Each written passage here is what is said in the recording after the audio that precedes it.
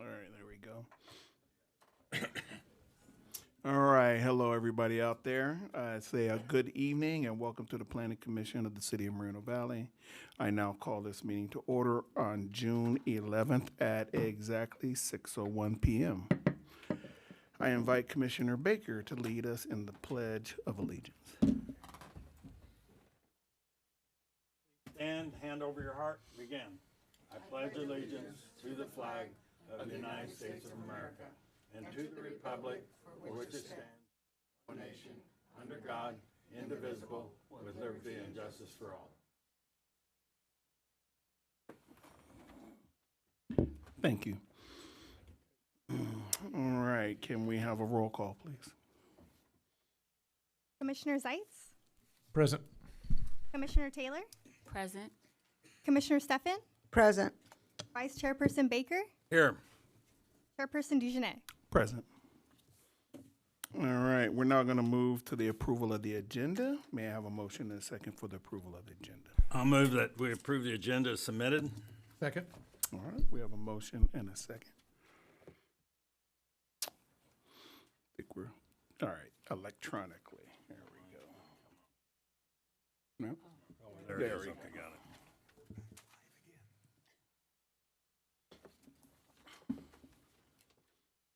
Okay, the motion does carry. All right, before we hear public comments this evening, I ask and encourage everyone participating to keep their comments respectful towards others, especially towards the individual speaking. I embrace and support the First Amendment right to free speech, including everyone's right to speak at this meeting, and share his or her views about issues concerning our city. Any person wishing to speak under the public comment section of the agenda, scheduled items, or public hearings must fill out a request to speak form available at the door.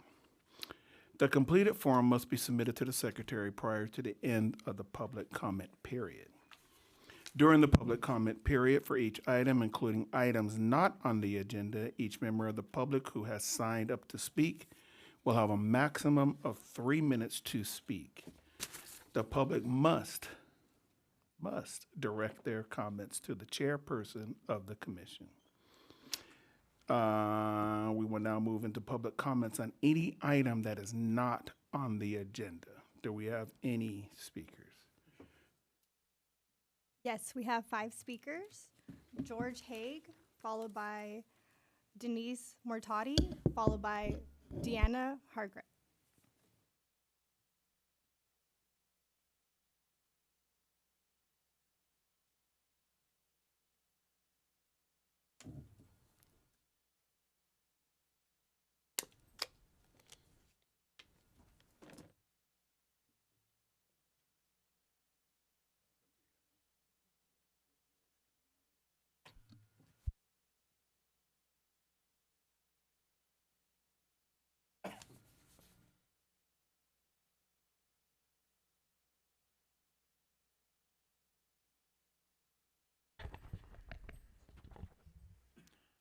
Good evening, George Haig.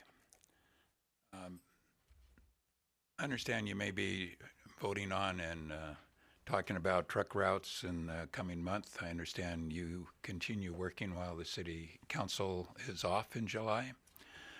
Truck routes is one of those items. I'm still concerned about a couple of areas I've mentioned before. I just want to refresh your memory. One is eucalyptus in between Redlands Boulevard and Marina Beach. That stretch, hopefully you don't allow parking along that stretch, because adjacent to that on the south is R2 zoning. It shouldn't have trucks parked there. Right now, no houses, but you shouldn't get in the habit of putting trucks there. Ideally, the trucks would also not head towards Redlands Boulevard with that roundabout that is not sized for trucks. And the interchange, likewise, is not really built for trucks as much as cars. So try to redirect the trucks towards Marina Beach for the warehouses that are on Eucalyptus in between those two roadways. Warehouses, there are 4 warehouses that are approved that are not built.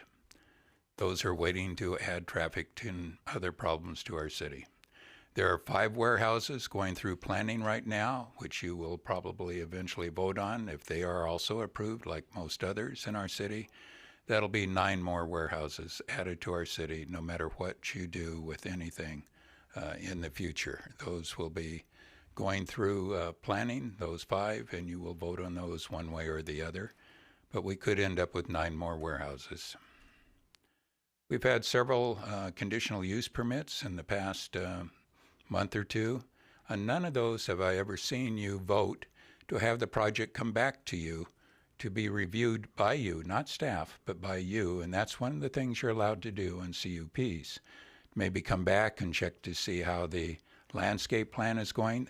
When you get a CUP, it's usually because the project has some potential problems that they cannot really identify, and you can guess at what conditions of approval should apply, but you should bring them back a year or 2 later and see if those conditions of approval need to be updated or changed or added to in some way, and that's what should happen.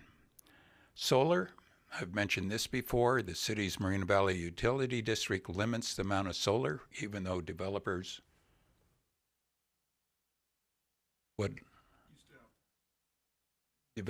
would like to add additional solar to meet their energy demands. The Moreno Valley Utility stops them from doing so and puts a 50% cap on the amount of.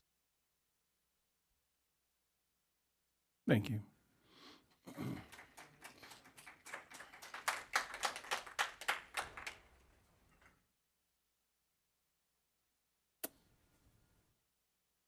Our next speaker is Denise Mortati, followed by Deanna Hargreaves, followed by Luis Palomares. Good evening. I would like to address the 7-page letter to our City Council dated 6/4/26 by McDonald's to appeal the decision of our Planning Commission on 5/28/26, stating that their project is in full technical compliance with all regulations. They stated that the project concerns raised during public comment are not supported by evidence. It appears that most of their evidence was based on algorithms and state that it will not impact traffic congestion of an already dangerous intersection or that the noise levels will not impact the nearby residents. In their 17 points, they dismissed every concern the residents of Moreno Valley discussed, continually stating that every point that there was no evidence that their project would be detrimental to public welfare. According to their letter, it is stated that their project poses no risk to public safety. McDonald's denies all of the findings brought forward by over 100 residents of Moreno Valley who showed up and the 44 of us who spoke. This project boils down to money for the landowner, who doesn't even live here, and corporate greed. The citizens of Moreno Valley are not going away. We are growing in numbers. We will continue to show up and have our voices heard.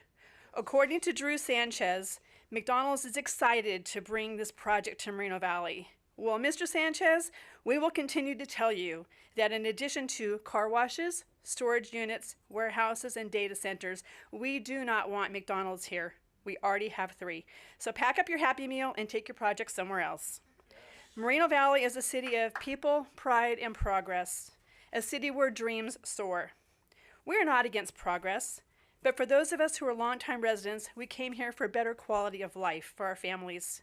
It is bad enough that we cannot get out of Moreno Valley anymore because of all the traffic on the freeway. I'm just grateful I don't have to commute on that traffic anymore. We will not sit back and allow large corporations and their Beverly Hills attorney to bully us. It has already been determined that building a McDonald's at Pigeon Pass and Ironwood is a really bad idea. We have already seen what happened on Hemlock with In-N-Out Burger and Dutch Brothers. We will continue to follow this, and we will continue to show up and have our voices heard. As a planning commission, we thank you for doing the right thing. Our voices were heard. We will continue to fight with our city council next week on this. Thank you. Thank you. Our next speaker is Deanna Hargreaves, followed by Luis Palomares, followed by Ishmael Gonzalez. Good evening, commissioners. Thank you guys again for the excellent decision making on the 28th. I'm speaking tonight to document the record regarding planning case PEN 25-0136. Since the commission unanimously voted 4-0 to deny the proposed McDonald's project and adopted 17 findings supporting that decision, I have spent weeks reviewing records, submitting Public Records Act requests, and attempting to understand how this project was evaluated before it was recommended for approval. I have reviewed hundreds of pages of documents, including project plans, traffic studies, collision reports, traffic counts, signal plans, staff reports, and other project materials. What stands out to me is that the project plans were prepared by the applicant. The traffic studies were prepared by the applicant's consultants, and the supporting technical analyses were prepared by the applicant's consultants. Yet after reviewing the records available to me, I still cannot identify what independent city analysis was performed regarding traffic circulation, queuing, stacking, pedestrian safety, neighborhood impacts, emergency access, and the operation of a 24-hour dual drive-through adjacent to existing homes. When residents ask who independently evaluated those impacts on behalf of the public, that should have a clear answer. The applicant has appealed the commission's decision. No appeal hearing date has been scheduled. And as of tonight, I still believe the public deserves a clear understanding of what independent review was performed before approval was recommended. I'm simply placing this onto the record. Thank you for your time. I appreciate it. Thank you. Our next speaker is Luis Palomares, followed by Ismael Gonzalez. Wow, these ladies are doing an excellent job. Thank you so much for coming out and supporting what's going on in our city. We need a lot more people and speakers like you to come out. Thank you, thank you, thank you again. I'm a Luis Palomares community activist. It's 3 minutes. I can talk about anything not on the agenda. Okay, last time I was here, I believe it was when the council meeting was on. You know, we got to put a stop to all the night. We got to put a moratorium on 99-cent stores, car washes, storage places. That's going to come up later, and also data centers. They were in Paris Tuesday. It was a full house, and they're talking about a data center over there. So you know what the council did? They didn't want nothing to do with it. They sent it back to the planning commission. So what happens in Paris, we're going to end up following, it looks like. So they got to stop it over there before it gets over here. So we don't want no data centers. That uses a lot of electricity. It's bad for the environment, et cetera, water. I mean, we're in the desert. How are we going to get water for these data centers? So I hope when it comes to this body and to the council that we're not even entertaining the thought, because the mayor closed his comments last time because I had talked about what I was talking about today. He goes, yeah, we got to look into the car wash, this, that, all the stuff I just said. Oh, and data centers. You know, I don't know. Is he planting a seed? I can't say. But no, we don't need those things here, data centers, none of that. You know, we're still in the middle of the desert here. It's hard. We need a lot more better things in our community. Wake up, shake it up and do what's right for the community. Serve the community. I know you guys are a different body, but we're saying it here because people are watching and they got to know what's going on in the community. And as far as, you know, our city council, hopefully, because it's going to come back to them because they appealed it. The people from, not Jose's, I guess the people, the management over there appealed it. So it's going to come back again. I don't know if it's coming back to you. Oh, well, it is coming. It's going to be on the agenda today. I'm tired. I was at graduation today, and I'm tired. But anyway, hopefully, look, as far as the general plan, just do the wording right. Just do what they're asking for. It's been back here 2, 3, 4 times. Fourth time.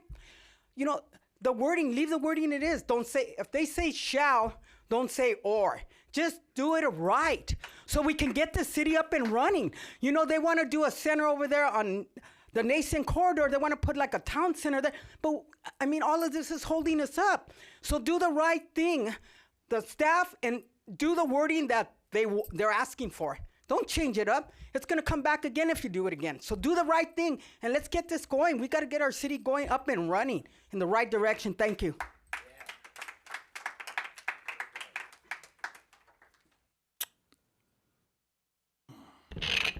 Our next speaker is Ismael Gonzalez, followed by Tatiana Flores. Hello and good evening to the Planning Commission, to city staff, to everybody here and everybody tuning in. My name is Osman Gonzalez. I'm over in District 2. Thank you, Luis, for beating me to the punch. I was actually there on Tuesday evening in the city of Paris, where about a 60 to 100 person crowd came out in support of banning AI data centers permanently. I want to say that the city of Monterey Park just last week during the election voted at 88% in support of their prohibition for data centers permanently, the first in the country to do so. It's not that far away. It's feasible. It's not my first time saying to this body specifically that that needs to happen. Please direct your staff to draft an ordinance as soon as possible, because these data centers are encroaching to our homes. They are in the Imperial Valley. They're out there in the Coachella Valley. They're in LA. They're in Orange County. They are coming here. They're already here in the IE, but we don't want any here in Moreno Valley. No, we don't. It's going to ruin everything that we've kind of built up infrastructure-wise, right? It's going to take away a lot of water, raise up electricity, raise up air pollution. It's going to be detrimental. Please, Mayor Pro Temp Rab on January 13th, January 13th of this year over in Paris said that this is the issue of our time. Please move quickly with urgency. I also want to bring up the Region in Crisis 2, a research paper developed by the Robert Redford Conservancy for Southern California Sustainability at Fisher College, RNOW, the Center for Community Action and Environmental Justice, and the Sierra Club San Gregorio chapter. It is the most relevant data to the warehouse crisis that we're in. We've been overdeveloped, oversaturated, disproportionately to any other part of the country. And because of that, we have the first and second worst air quality ranks by the American Lung Association for our county and San Bernardino County, respectively. You guys put us in this position. We've been advocating for 40 years now, at least the Box Springs group of Sierra Club, against development like this. And now we have the worst air quality in the country. Please act fast on this regard. My favorite quote of the research paper, I'll mention it here: absentee landowners in Newport Beach own over 126 million square feet of Inland Empire warehouses, the highest of any Southern California city, yet there are no warehouses in that city at all. Wow. Thank you. Thank you. Our next speaker is Tatiana Flores.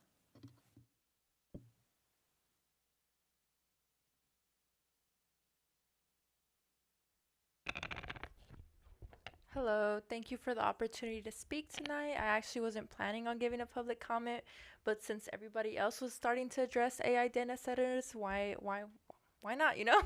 So I also went to the Paris City Council meeting and was actually very surprised by the turnout of how many people were there. There was a lot of young people. I feel like here in Mobile, when I come to these meetings, it's typically just like a few of us of the younger crowd. But I just wanted to say, you know, that's something that we should focus here in Mobile as well. Having something drafted to also not have AI data centers here. I know that vacant warehouses are an issue here in Mobile and Paris, but we have to find a different solution rather than, you know, bringing another industry that will continue to pollute or bring up our energy, water bills. What I mentioned in my public comment in the city of Paris was actually talking about Lake Paris. They recently had a workshop that I attended where they talked about the future of what Lake Paris could look like. And there was a lot of good opportunities for like future camping sites. And I just feel like a lot of those opportunities and recreational activities that are being proposed will be at threat if we were to bring in more data centers into the area. And so I just wanted to put that on your guys' radar. We're paying attention to it, and it would be great if, you know, we can follow Paris. And, you know, I know we didn't do that with the moratorium, but here's an opportunity. Sorry, the moratorium for warehouses. But this is an opportunity to, you know, follow them, and I feel like a good decision that they're making. And yeah, that's pretty much it. Thank you. Thank you. Do we have any other speakers? No other speakers. All righty.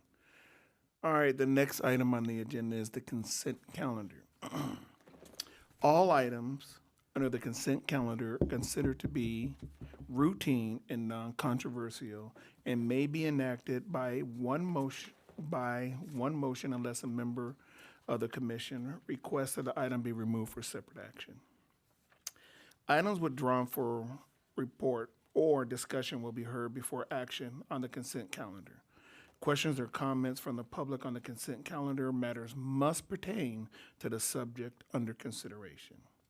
At this time, would a commissioner like to pull an item from the consent calendar for a separate vote? Okay. Do we have any public comments for items on the consent calendar? No speakers. Okay. All right, do we have a motion and a second for the consent calendar? I'll move that we accept the consent calendar submitted. I'll second. All right, we have a motion and a second.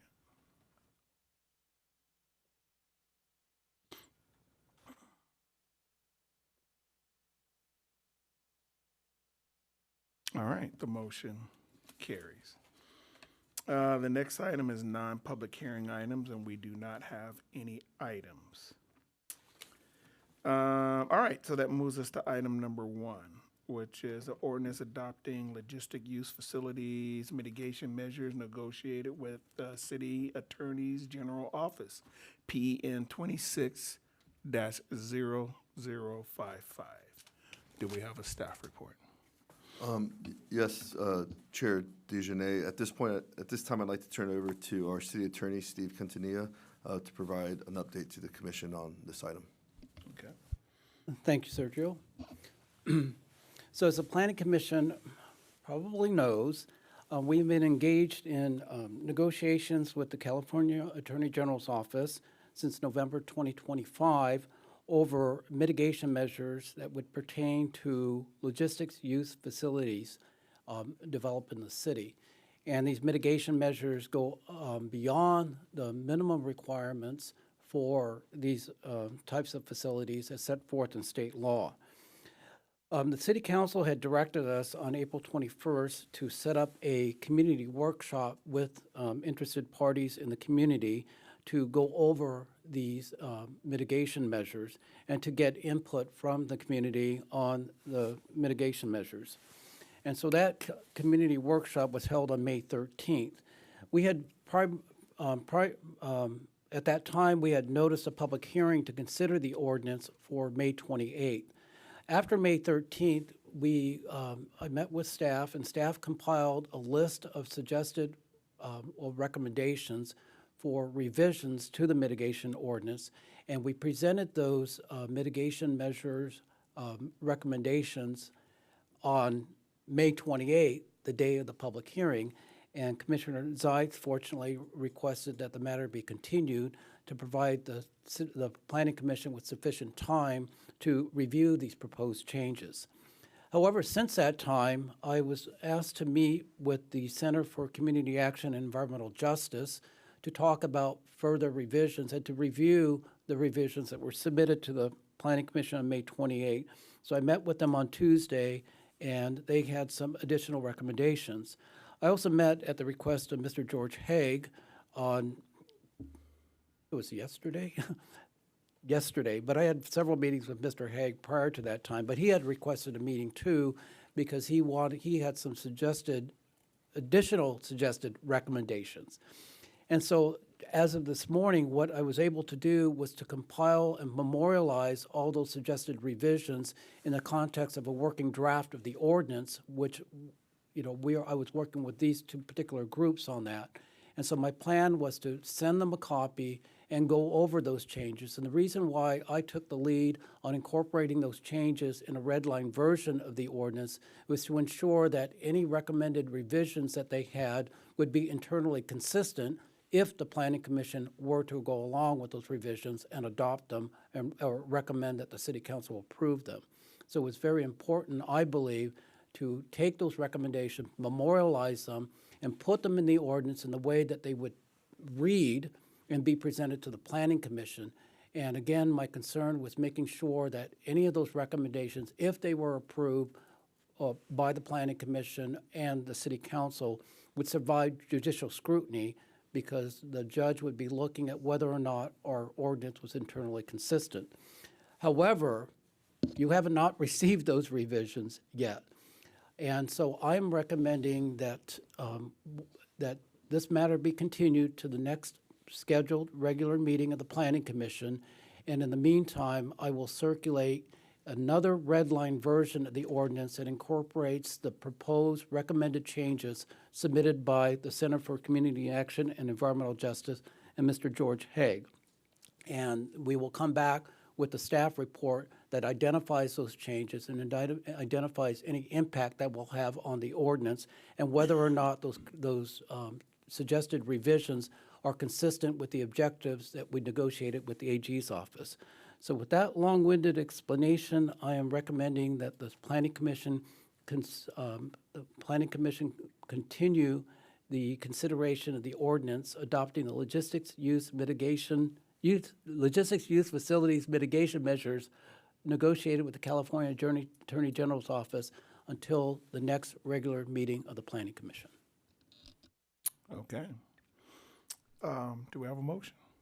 I'll motion. Second. Can we have a motion and a second for continuance of item number 1? Yes, Chair, it's going to be a roll call vote. Okay. Commissioner Zeitz, Yes. Commissioner Taylor, Yes. Commissioner Steffen, Yes. Vice Chairperson Baker, Yes. Chairperson DeJohnette. Yes. All right, the motion carries. Do we have a staff wrap-up on that by any chance? Or Mr. Chair, I believe we have some speaker cards here. And so because it pertains to a continuance, any comments should be limited to the continuance. just the continuance? Just the continuance. Not on the merits? Not on the merits of the ordinance. Right. Correct. All right. So just please understand, we can't open public testimony, Well, this is just going to be public comment, just public comment, just on the continuance. just on the continuance. Correct. I just wanna Whether or be- not they believe there should Yeah, be a th- continuance. or about- to actually make any further expansion or anything about the merits of the 2024 general plan update. Just about the continuance. Just about the continuance. Got it. All right, folks, so I guess we can have some public comments, but it is limited to the continuance because this item will not be heard. So it's limited to the continuance only and not to the merits of the 2024 general plan update. And so the public will have an opportunity to comment about these latest recommendations Of the- revisions once that becomes public, up Okay. until the time of the public hearing. But not now. Not now. Okay, got it. Do we have any speakers? Yes, Chair, we have 6 speakers. Luis Palomares, followed by Brielle Fierro, followed by Tatiana Flores. Wow, continue again. How many times have we continued? So we only could talk about the continuance.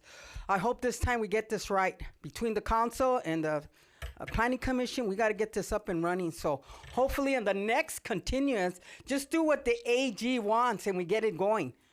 Please, finally, come on, just fix it and let's get the city up and running. Thank you. Thank you.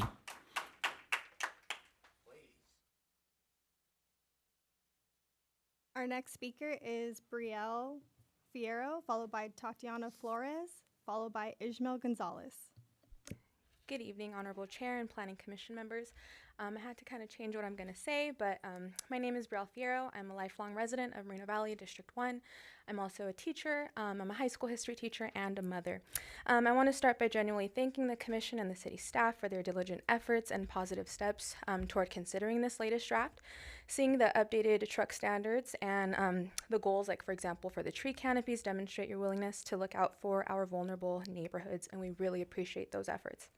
In my classroom, I teach my students that we need to lean on experts for guidance on complex subjects. So I do appreciate your efforts in putting your time toward a continuance so that you are able to go through all of the recommendations and look at the mitigation matrix with close eyes. So yes, you as our local leaders have a beautiful opportunity to protect the health of your everyday constituents who live here. By keeping these specific items clear, protective, proactive, and fully aligned with the experts like the Attorney General, we can pass a robust ordinance that we can all stand behind together. Thank you for your time, your leadership, and your continued partnership with our community. Thank you.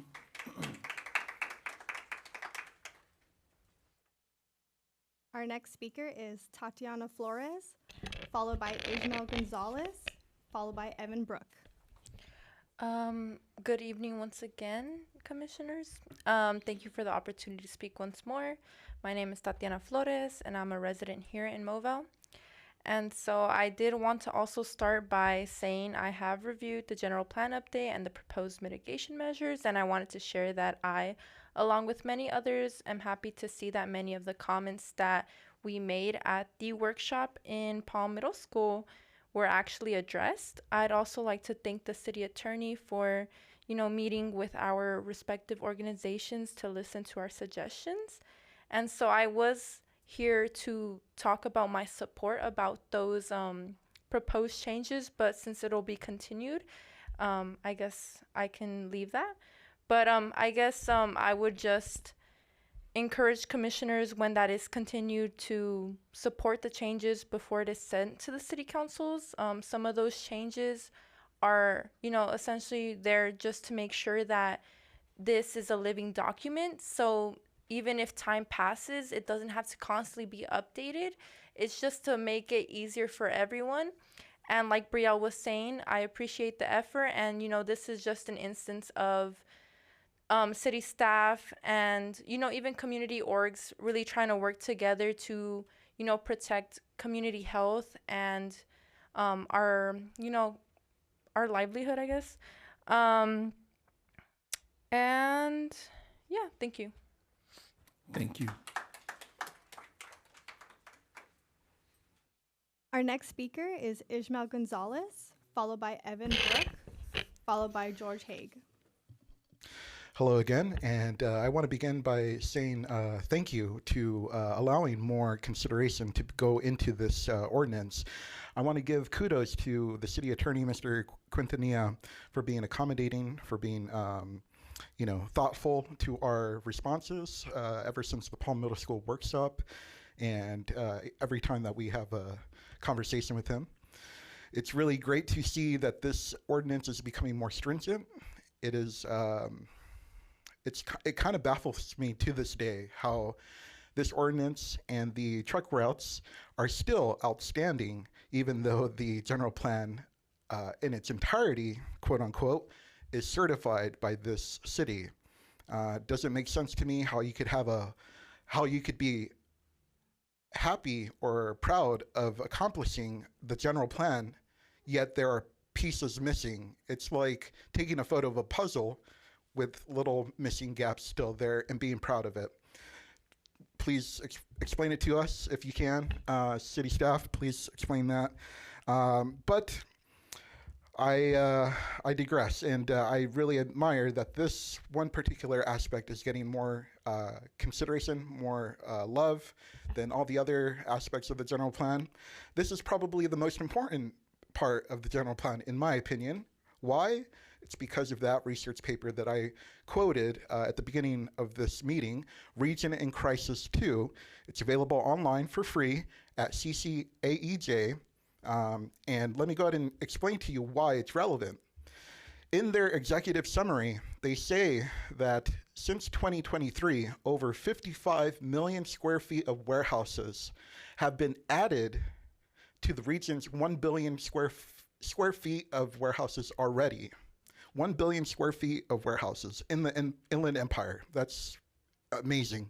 The professor that wrote this, one of them, she told me if you could get all the warehouses into one localized area, it would be the size of Washington, D.C. Isn't that pretty insane?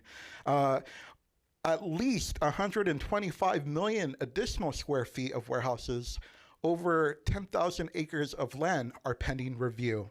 Just like my colleague George Haig said earlier, there are 9 warehouses that you can literally do nothing about. And on top of that, I mean, we do have the World Logistics Center already approved on the East End. Isn't that scary? Like, does that not concern you guys? We have the worst air quality in the country because of it. 40 years worth of disproportionate industrialization here. We're literally dying because of a slow suffocation of particulate matter. The American... Thank you, sir. Appreciate it.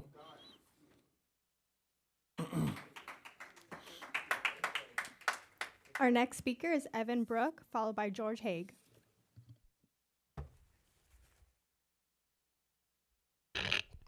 Commissioners, I want to say thank you. I want to say thank you to our city attorney who has spent time with us this week listening and doing a diligent job working on updating and integrating our recommendations. Since we won't have an opportunity to give more recommendations, I just want you to know that there are additional things we'd like to see added to this ordinance. This is incredibly important to us. I am a PhD candidate at UCR in political science, and I teach the students at UCR who walk under the 215 freeway every day when they go to class. On most days, we smell brake dust from the trucks that go up and down those hills to and from the warehouses here. It's incredibly important that we are mitigating the air quality, because when we smell the brake dust, what we know is that that brake dust is inside of us. When you smell it, it's already inside your body. So I was here to talk about some of the ways that we can continue strengthening this ordinance. And so I look forward to doing that and want to say thank you for your time again.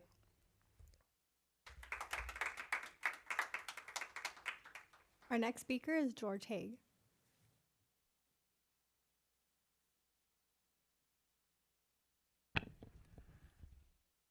George Haig, Moreno Valley. Also conservation co-chair of the Moreno Valley group of the Sierra Club.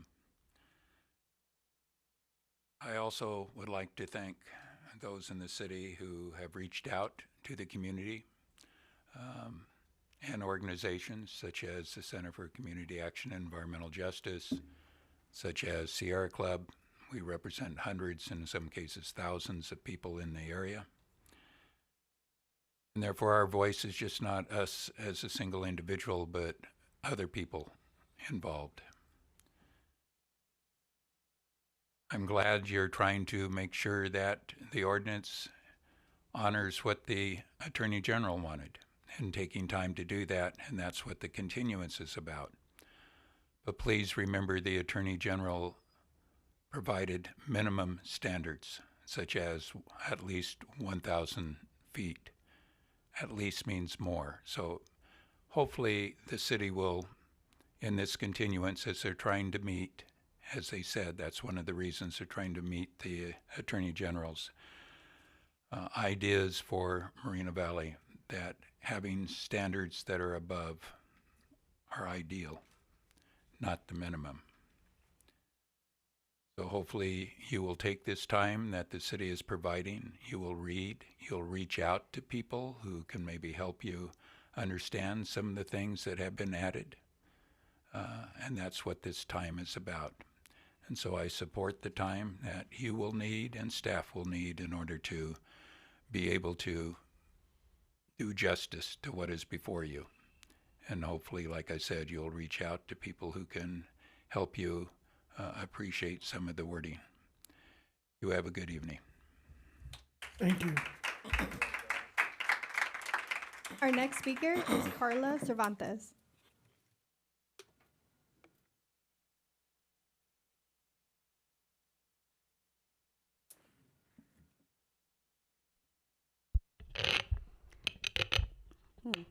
Good evening, Planning Commission. My name is Carla Cervantes. I'm a resident of Paris area. So although I don't live in Moreno Valley, the decisions made here do affect my area and vice versa. I want to thank you for listening to the Attorney General's recommendations. I think that there could be room for improvements, of course, and I hope that community members and organizations are part of that solution. I know that there has been much improvement here, and I hope that we can continue to work together to protect residents here in Moreno Valley, and then of course it hopefully be a domino effect for other regions. I think that this is a good step forward, and I hope to come back when the item is back here, and thank you. Thank you. Do we have any other speakers? No other speakers. All right. All right. So it looks like we're gonna. I'm sorry. Go ahead. We just want to provide a staff summary on what I was occurred. going to ask if Yep. we have a staff wrap up. Yes. So we had a motion to continue the item to the meeting of June 25th, 2026. The motion carried 5-0, and the item will be considered at the next regularly scheduled Planning Commission meeting. Thank you.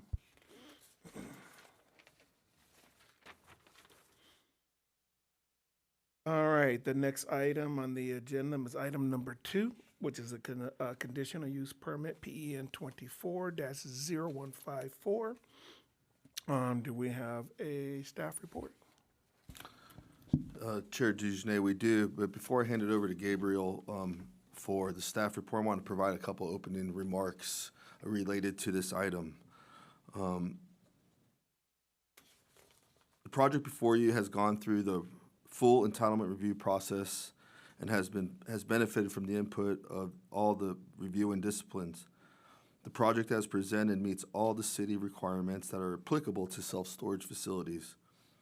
Self-storage facilities are permitted in the corridors mixed-use zone, subject to approval of a conditional use permit. Finally, I'd like to provide a couple comments on self-storage uses in general. While the majority of users of self-storage facilities are considered the domestic users, like homes, folks that need extra space, they don't have enough space in their homes to store their extra things, you know, they do play an important role for small businesses and nonprofits to include, to serve as an extension, especially for small startup businesses, as an extension of their business. The city currently has approximately 205,000 residents. You know, as the general plan has shown, there's projected growth by the year 24 to almost 300,000 residents. And so we anticipate demand for these uses are going to continue to grow as the population grows. So with that, I'd like to turn over to Associate Planner Gabriel Diaz to provide you a staff report on this matter.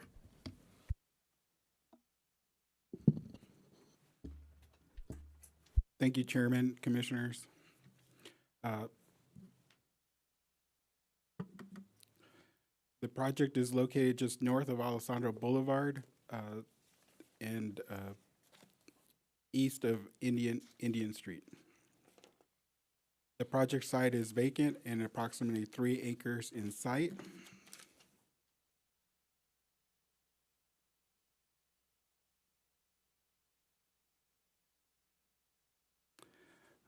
The applicant is requesting approval for a conditional use application for the development of a 130,764 square foot self-storage facility with 52 RV parking spaces and landscaping improvements. There is a total of 12 standard parking spaces being provided. The project is within the corridor mixed-use zone. There is a direct driveway access off of Indian Street, and there's also 2 additional secondary access points from the existing gas station and the auto store to the south. The project is providing a 6-foot decorative wall adjacent to the existing residential to the east. In addition, there is a 10-foot landscape area proposed as a landscape buffer between the east property line and the adjacent residential to the east. The project as proposed is consistent and meets all municipal code requirements.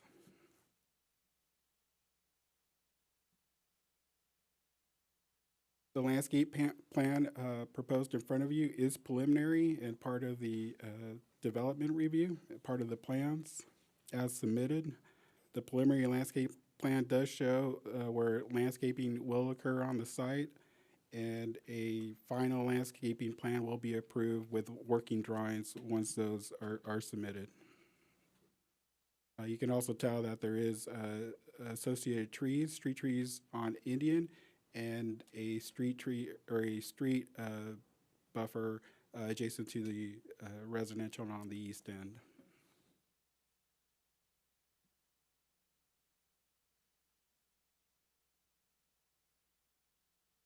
The proposed elevations feature a modern commercial design with featuring a mix of high quality materials, distinctive in architectural elements.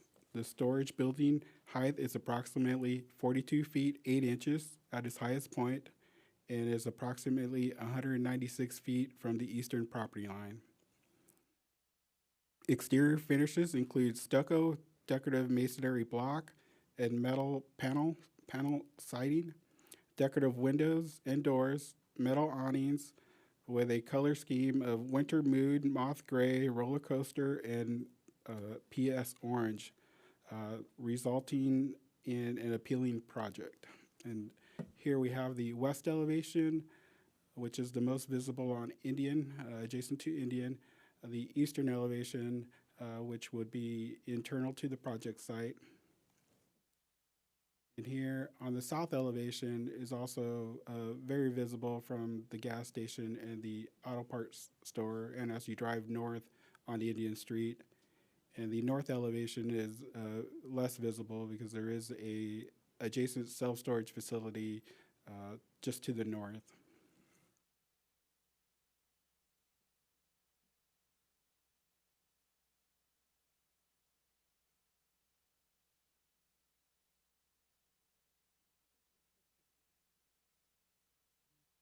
It happens all the time, technology.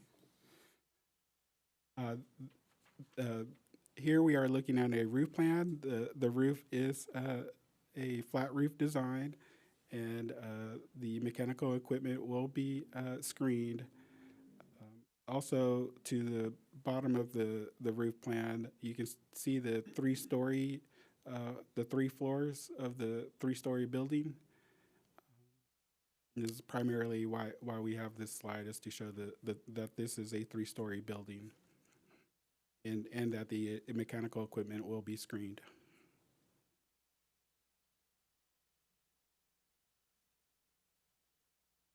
The CEQA part of the project, there was initial study prepared for the project, analyzed the mandatory 21 topical areas. Topical areas included aesthetics, agricultural and forestry resources, air quality, biological resources, cultural resources, energy, geology and soils, greenhouse gas emissions, hazards and hazardous materials, hydrology and water quality, land use and planning, mineral resources, noise, population and housing, public services, recreation, transportation, tribal, cultural resources, utility and service systems, fire, mandatory findings of significance. Initial study relied on technical studies, including air quality, energy, and greenhouse gas, health risk assessment, Western Riverside County Multiple Species Habitat Conservation Plan consistency analysis and biological report, cultural resource assessment, geotechnical analysis, phase 1 environmental site assessment, water quality management plan, hydrology study, noise and vibration impact analysis, and trip generation and vehicle miles traveled analysis. The initial study did not identify any potential significant impacts. Mitigated negative declaration, M&D, was prepared for the project along with a mitigation monitoring and reporting program that includes mitigation measures for air quality, biological resources, cultural resources, geological and soils, noise, and tribal resources. The ISM&D was circulated for public review, and comment period was between April 21st and May 21st of 2026.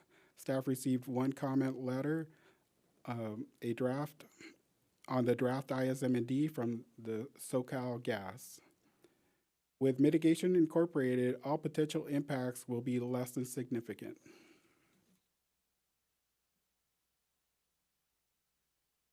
Staff recommendations. Staff recommends that the Planning Commission approve the conditional use permit for the proposed self-storage facility, subject to the conditions of approval, and adopt the mitigated negative declaration and the mitigation monitoring and reporting program.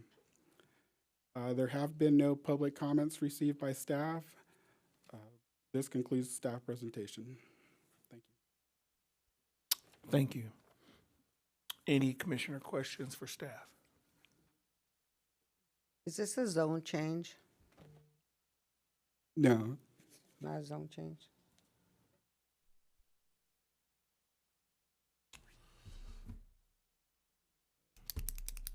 The height of this building, does it fall within the, That was going to be my next question. oh, I'm sorry, did you? Yeah, I was wondering if the height on this building would qualify it as under this zoning. Yes, it does. I'll give you the max zoning. The max height. The max height for this zoning is 5 stories, 60 feet high. 60? Really? In that area? Yes, ComU. Wow. And the proposed building, 42 feet, 8 inches. Yeah, I know it's 42.8. I thought it would it would be under light industrial or heavy industrial zones, but I could be wrong. Okay. This is the new ComU district, so we haven't seen too many projects move forward because of the general plan amendment. This falls under that. This was previously neighborhood commercial. Yeah. I know that area.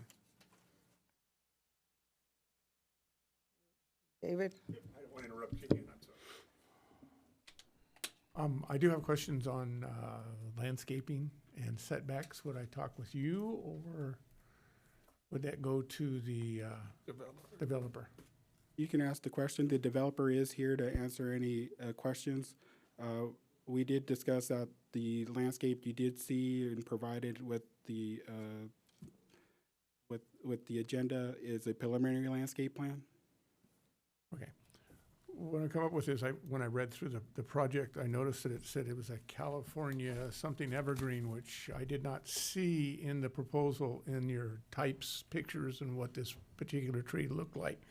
I'd like to know what, like, dimension, growth rates, things of that nature on this tree. What I'd also, excuse me, like, see, I have concerns with the residents that back up to it of what they're going to be looking at. I would like to know if these trees are going to be as high or if like 5 feet taller than what the building is going to be at full growth. I'd like to know what guarantees to the residents back there that if a tree dies, how soon it will be replaced, and what, how can I word this so it comes out right? Well, I'll just give you an example. As we see trees get replaced and we have full-grown pine trees and one dies and they stick a twig in there, which is going to take 45 years to come back. So if there's some kind of limitations that we could put on this, that they put a certain size tree after a certain time if it happens to perish. I'd also like to see the back border that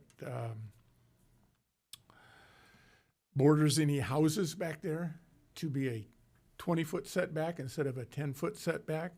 And I'd like to see the trees alternated so we get a full coverage. So when the people look through there, they're not going to see the back. They're not going to see the warehouses.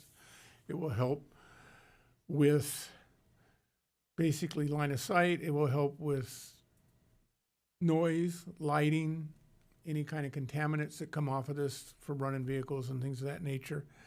I think it would just be a better thing to do for those residents there.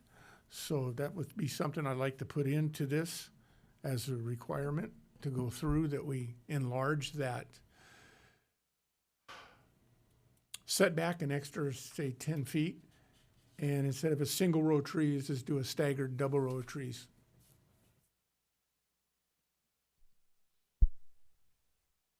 I think he's looking for a question. So, Right. can we do that? Yeah, there you go. Okay. We're in the section of do we have any commissioner questions for staff? No, it's real, because we in deliberations we'll talk about that stuff. Right. So, do we have any questions of staff regarding the project? Deliberations is a separate part.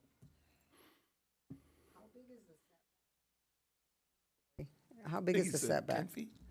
The landscape area setback is 10 feet currently. The building setback is 196 feet. Okay. Do we have any other commissioner questions for staff? Is there another one? I thought there was another storage, right? Is it adjacent to this one? Correct, to the north. Right next to it, isn't it? Commissioner Stefan, that's correct. There's an existing self-storage facility immediately north. They share a common property line immediately north of this property. But it's a different owner, different developer? That's been, yes, ma'am, it's been in place for quite some time. Yeah. And it's under different ownership than the application in front of you today. Okay, any other commissioner questions for staff?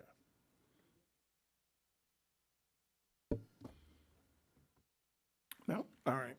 All right, if there are no other, let's see here. Would the applicant like to speak? Is he already, okay, there we go. Good evening, Commissioners and Mr. Chair. My name is Christopher Golder, and I'm with Public Storage. Happy to answer any questions that you have. I don't have a presentation, but would be happy to answer your questions and clarifications. Have any questions for the applicant? Just going to be just regular storage? Are you going to have cold storage? Are you going to have?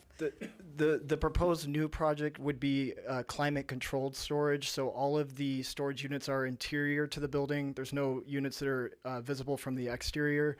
So customers would enter the ground floor level through loading vestibule lobbies that are on the east facing elevation within a secured perimeter of the site. And then once they're inside the building, they can access their ground floor units through various corridors or take an elevator up to the upper floors to access their units. And just pardon me for just 1 second. I meant to open up the public hearing. So we are open the public hearing at 6:59 p.m. So we make sure that all your comments and commissioner questions are entered in the record. Oh, is he still on? He's still on. Because the way you said that. You want me I to thought you were gonna repeat bring up the response or? Yeah, go. Okay. Yeah, that'll. So it's a climate controlled self-storage facility building. All of the storage units are interior to the building. No exterior units or units that are visible from the exterior.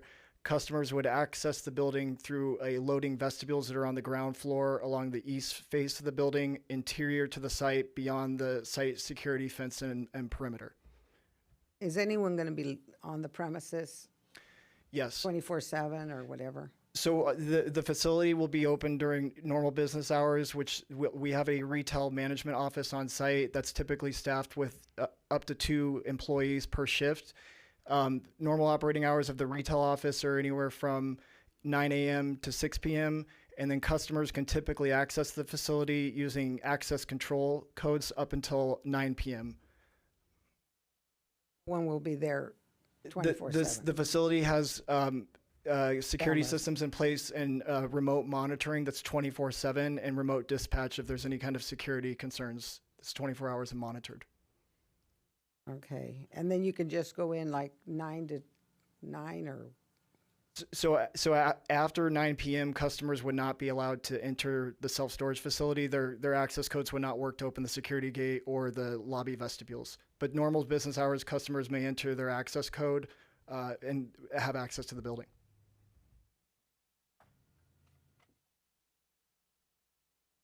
So beyond the security, you're going to have people there, right? Yes, so during normal business operating hours from 9 a.m. to 6 p.m., 7 days a week, we will have employees, up to 2 employees working in the management office. So that's 2, you're going to employ 2 people. Up to 2 employees, yes, working on site.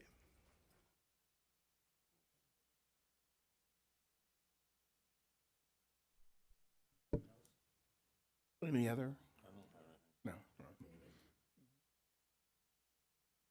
This may have been for staff, and I forgot, I missed it on my list here.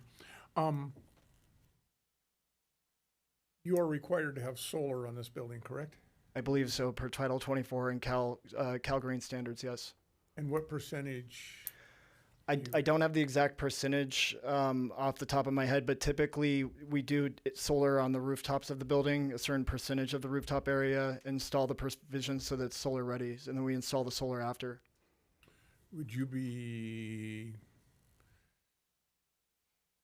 not against increasing that percentage if it is allowed or asked? I don't think we would be against it.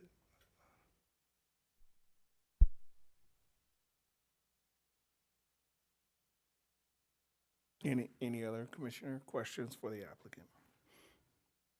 All right. Well, thank you, sir. Appreciate it. You're welcome. With this crew, I'm sure they'll come up with another question. So.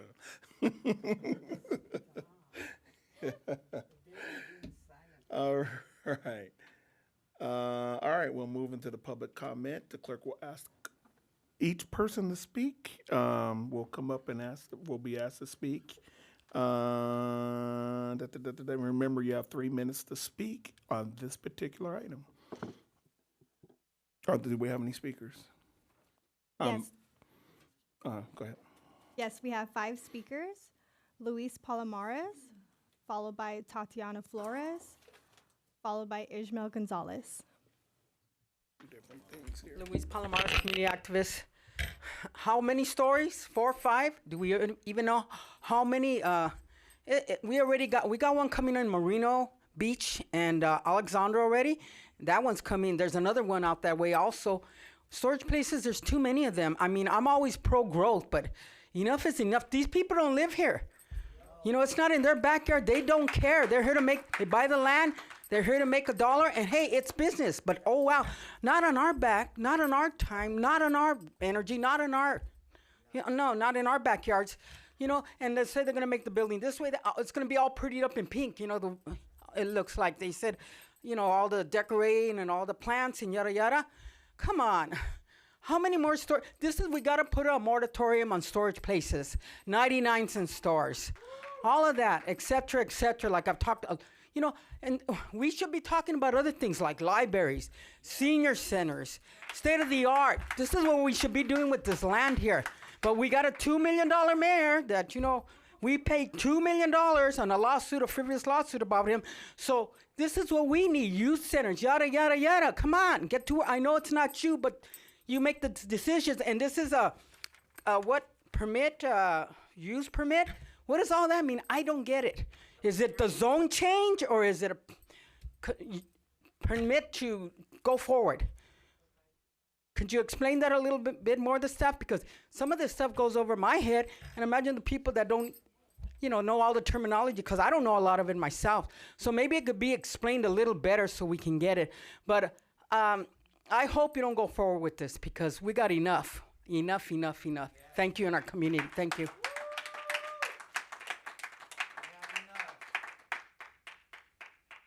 Our next speaker is Tatiana Flores, followed by Ishmael Gonzalez, followed by Deanna Hargreaves. Good evening once again.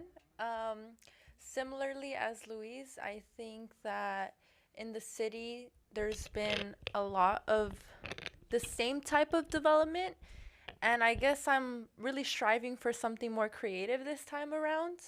You know, that area is pretty commercial, so I think there's other opportunities for like better businesses, or you know, something that can be more community based.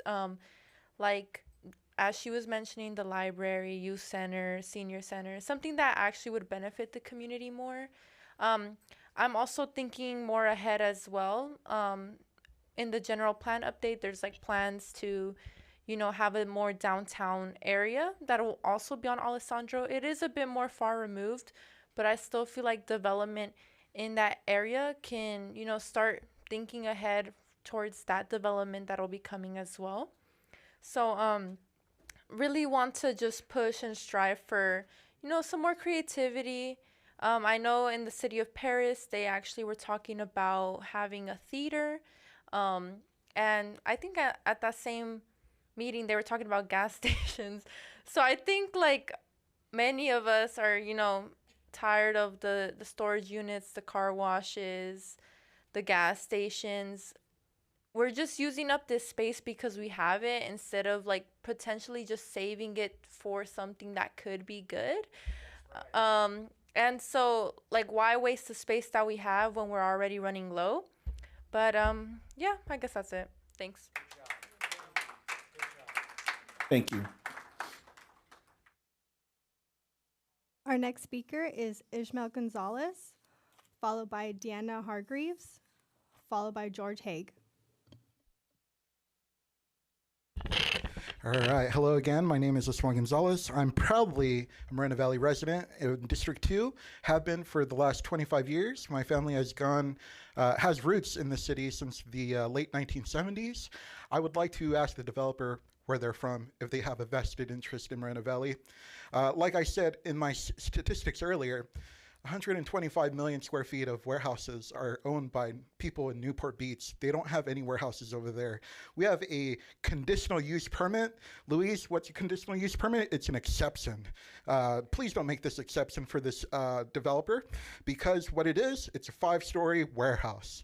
It could be storage, right? But having more doors in a warehouse for individuals is still a warehouse space. You are putting stuff there to sit there for an extended period of time, and you are quite literally robbing the horizon of the people that live adjacent to this property. Those people have 1-story, 2-story houses. What's going to happen to their gardens if they grow their own food? For 3 hours of the day, that sun is not going to reach their garden because they have a 5-story building right next to them. That's horrible. That's horrible. Three on top, sure, but they are still being robbed of sunlight, still being robbed of their view eastward, right? I don't think those homeowners would appreciate this body giving an exception to a developer who's probably not even from here to rob them of their view that they probably used their own money to retire here. You get me? I look at this, everybody, online. This is what comes up on GPS when I look for self-storage places here in Moreno Valley. I'm not sure if you could see that, excuse me. Moreno Valley is dotted with self-storage spaces. Just like you said, Joanne, there is one adjacent to the north of this property. Why have another?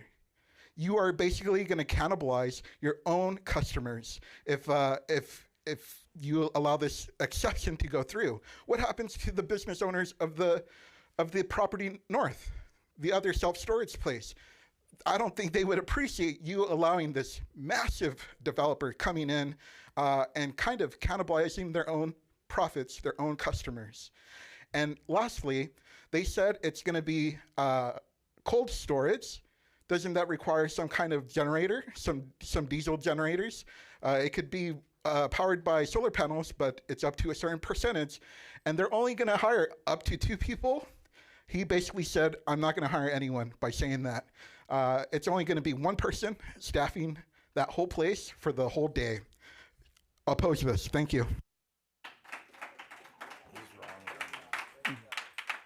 Our next speaker is Deanna Hargreaves, followed by George Haig, followed by Brielle Fierro.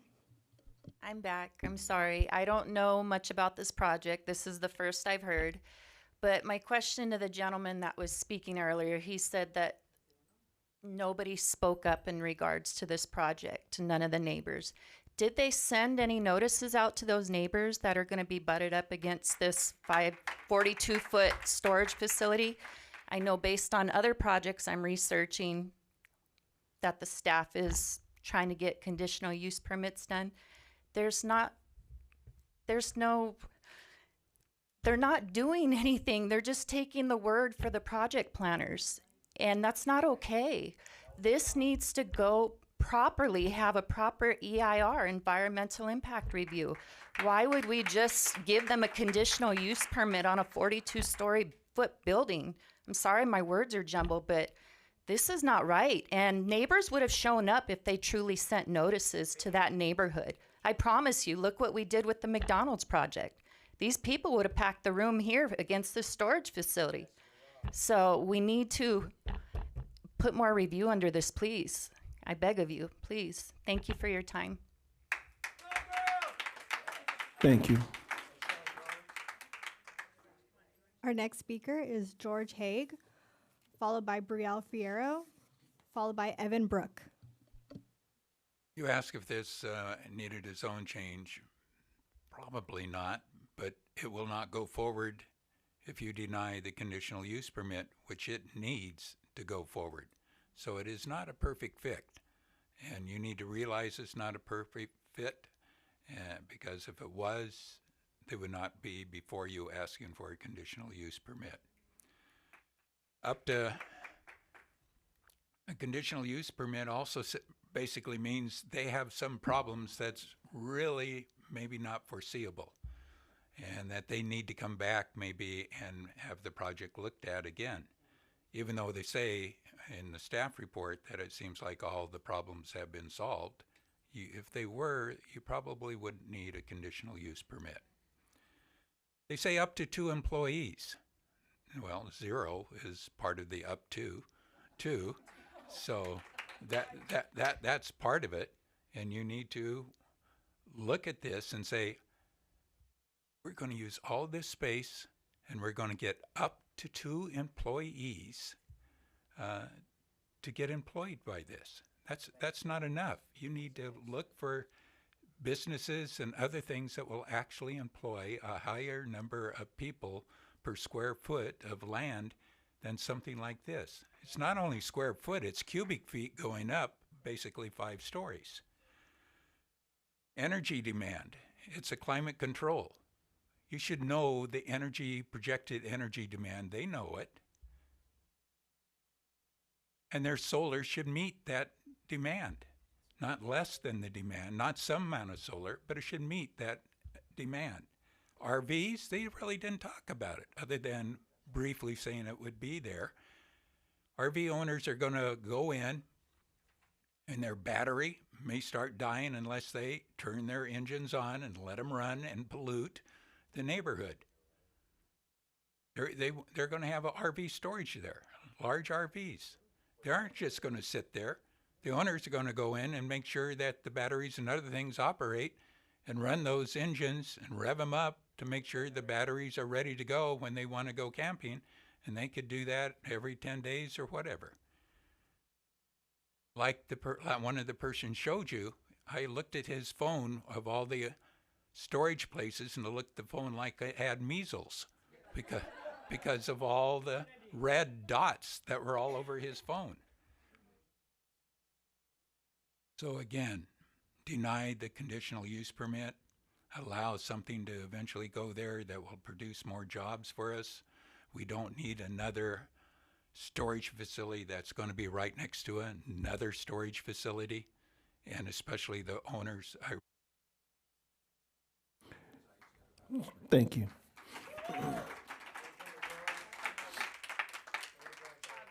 Our next speaker is Brielle Fierro, followed by Evan Brook.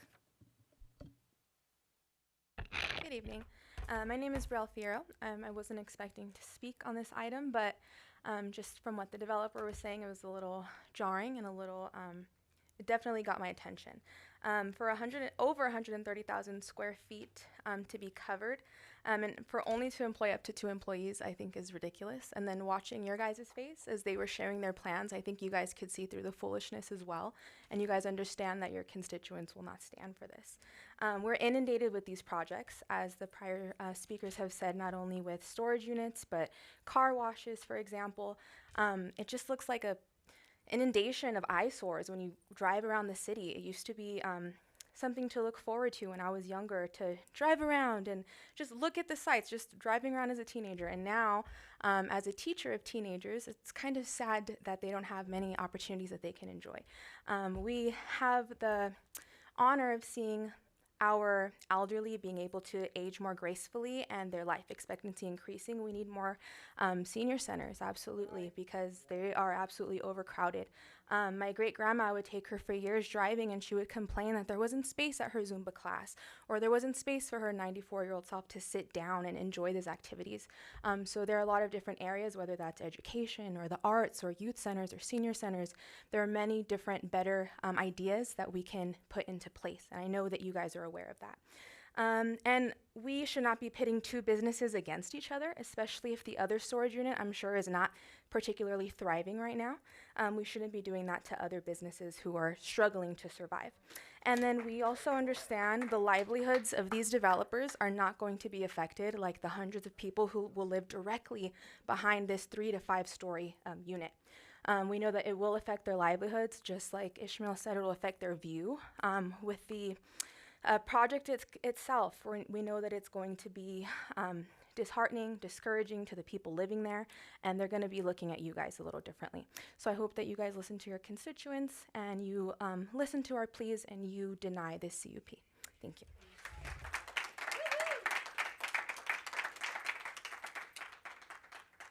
Our next speaker is Evan Brook. All right, thank you, commissioners. I was also not planning on speaking about this today, but there were a couple of things that I would like to contribute to this conversation. The first of which is, why do we build so much self-storage? Why is there more and more self-storage being built? And why do you see so much here? The answer is that there is some research on this question, actually, that it's a symptom of a larger problem. And that problem is the unaffordability of housing. So where do people put their things when they get priced out of their homes? In self-storage. So why do we see more and more of these being built? Because our communities are unaffordable. And I know that's not what we're here to address today, but I want you to know that when you see a project like this come before you, that is why. So a conditional use permit is an exception. That's right. This project does not need an exception. What I'd like to recommend to you is that you read the Region in Crisis Report 1 and 2, because what you'll find in this report is that we have an increasing vacancy rate of warehouses. And so we do not need to build a new property. If you want to put a 5-story building next to someone's home, that when there is a warehouse vacancy rate of, in this report, it said at the time 6.3%, the authors of the report say that it could be 20% or more. 20% or more. So this project does not need an exception when there are places where it could go elsewhere. So consider that, an exception when there are alternatives. An exception is not necessary in this case. I really encourage you to read this Region in Crisis report. I work with the folks that authored this report, and this is an issue that's going to keep coming back up. When this was sent to the governor did not respond. The governor didn't care. So I'd really appreciate it if you guys took a look at that and learned about some of the reasons why an exception is entirely unnecessary when there are plenty of vacant availabilities. Thank you. Thank you.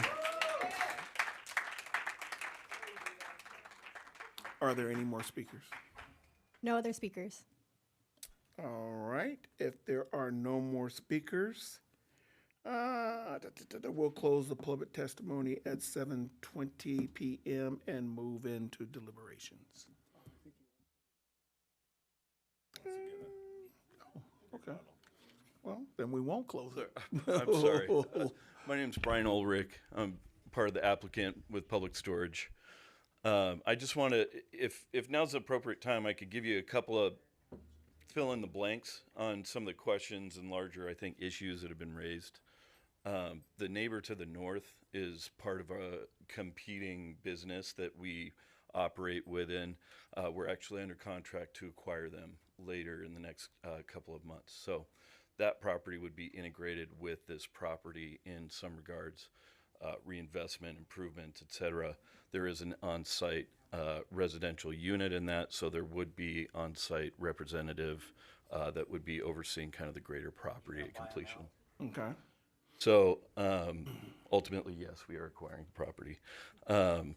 So I can answer any other questions you might have, but the company at large sees Moreno Valley as a terrific community. We want to be a part of it. And what we see happening with the ongoing home growth going into the next 2 or 3 decades, we see as very positive. And what we also see, not just here in Moreno Valley, but in communities at large, as these homes continue to be land subdivided for new homes, those homes are often built at a smaller size, or the multifamily, of which there are another large pipeline here in Moreno Valley, are building smaller and smaller units. So our goal is to provide an affordable alternative to that costly space where that living is occurring. So we really want to invest in the community, and we want to be a part of that community. Thank you. Thank you. All right. Now, at this time, we'll close the public testimony at, what do we got here, 7:22 p.m. and move into deliberations. All right, I'll go first. All right.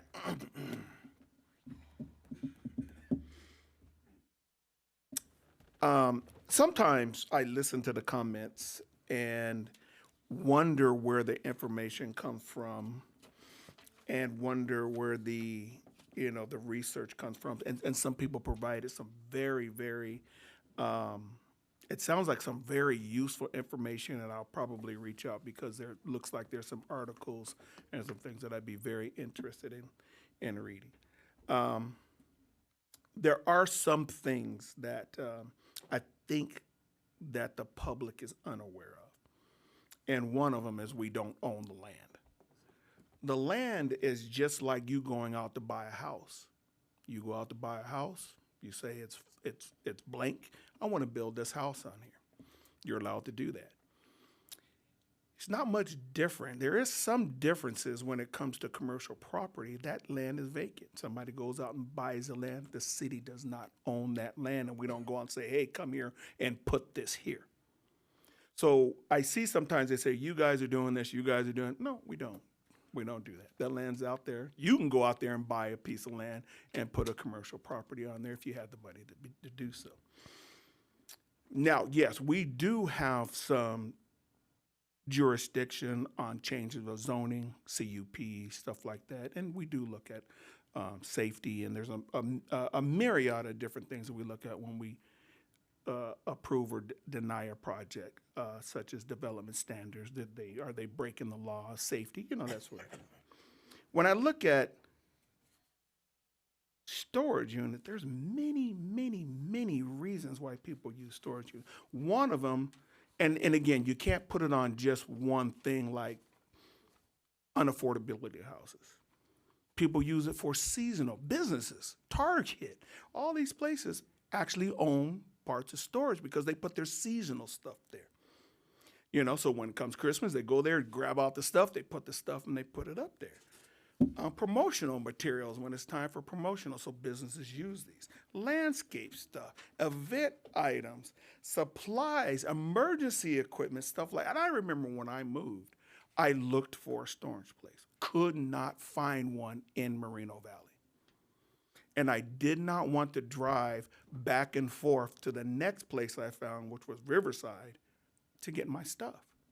One of the reasons why storage places are going up is because we got many apartments going up. We got many new businesses going up, and they need places to put their stuff. My personally, I'm very close to a person that actually works at a facility where displaced minors at the border, they take care of them, and they needed storage in order to put some of the things there. So as they grew, as the many minors came in, they had to have storage. Many people, we say the RVs are going to be there. Well, where are the RVs going to go if they can't put it in the stores? They'll be next door at your house because they're going to keep their RVs by your house. Okay, that's a thought. If they don't have a place to put them. So the RV could be next door, the boat could be next door to your house, or they could be at a storage place. That's a possibility too.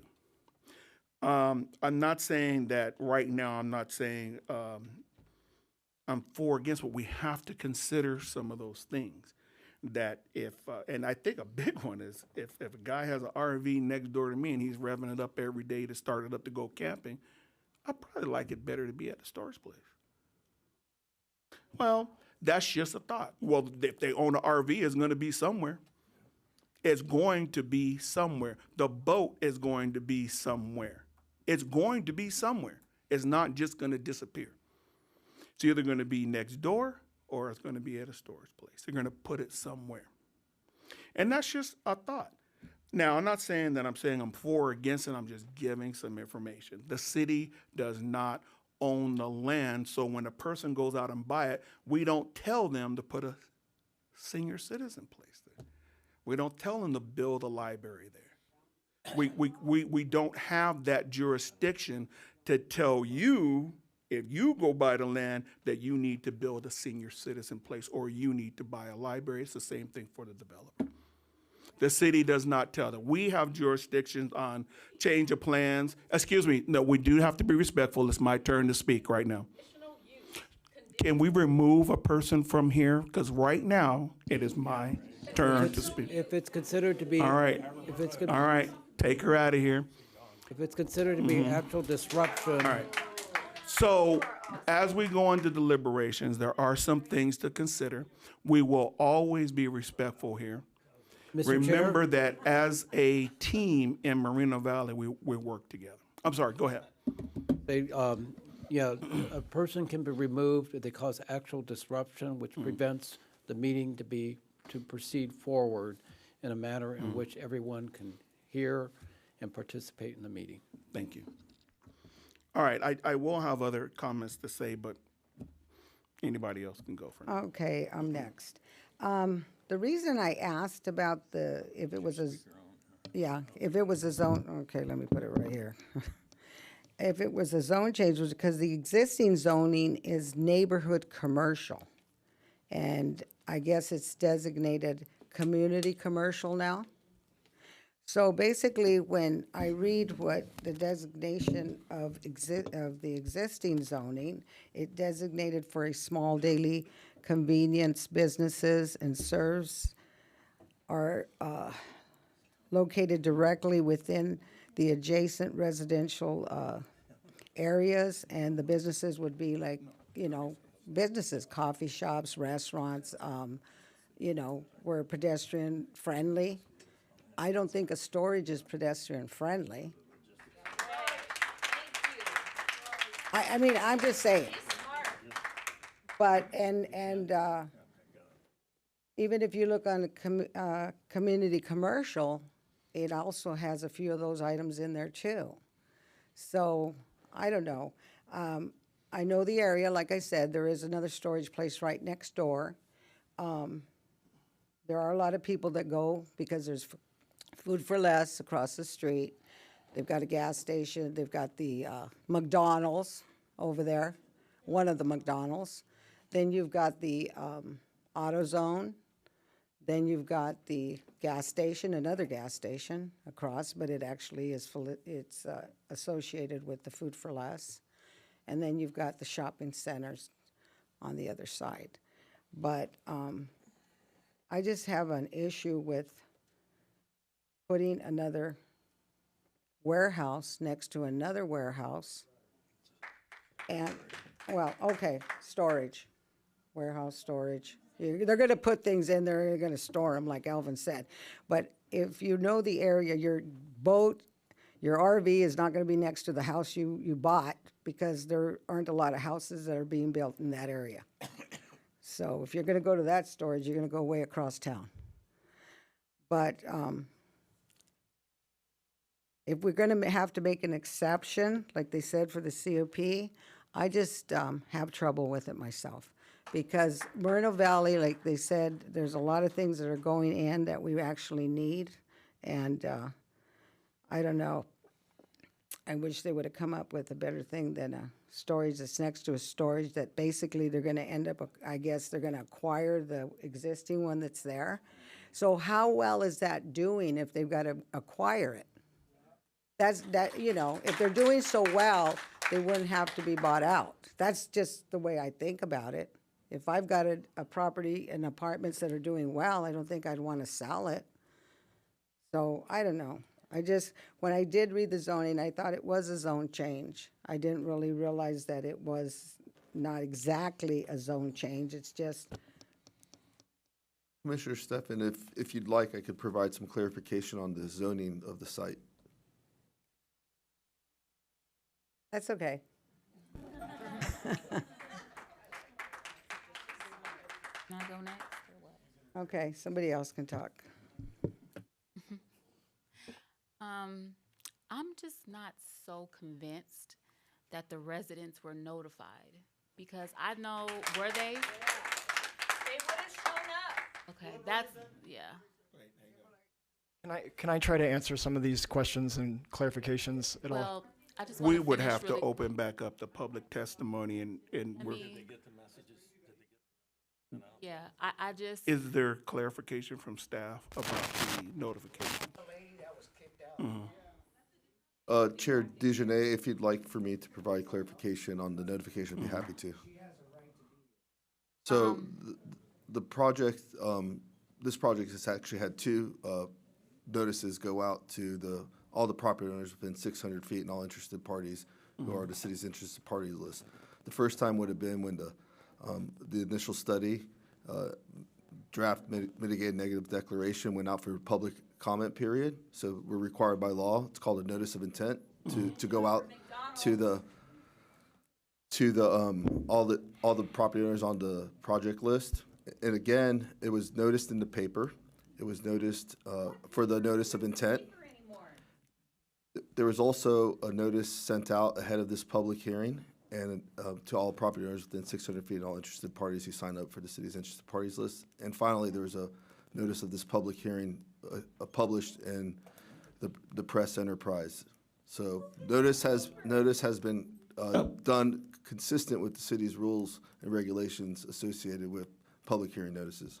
Thank you. Okay, I have a question. The 600 feet, are the houses behind this where they're going to be building this, are they part of the 600 feet or are they just the businesses that are there already are 600 feet? So all property, Commissioner Stefan, all property owners within 600 feet of the project site, so from the outer boundaries of the project site, 600-foot radius all the way around, if the 600-foot radius touches a property, that owner gets a notice. So that would include all owners of those homes. Okay.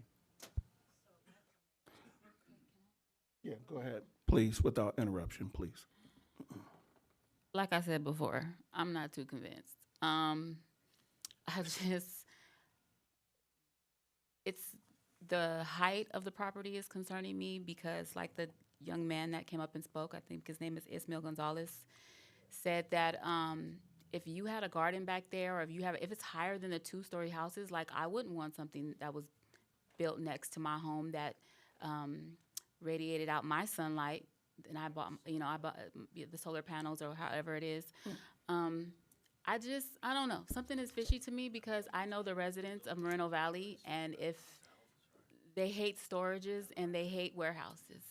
So the fact that no one showed up, none of those residents showed up, is just very interesting to me. I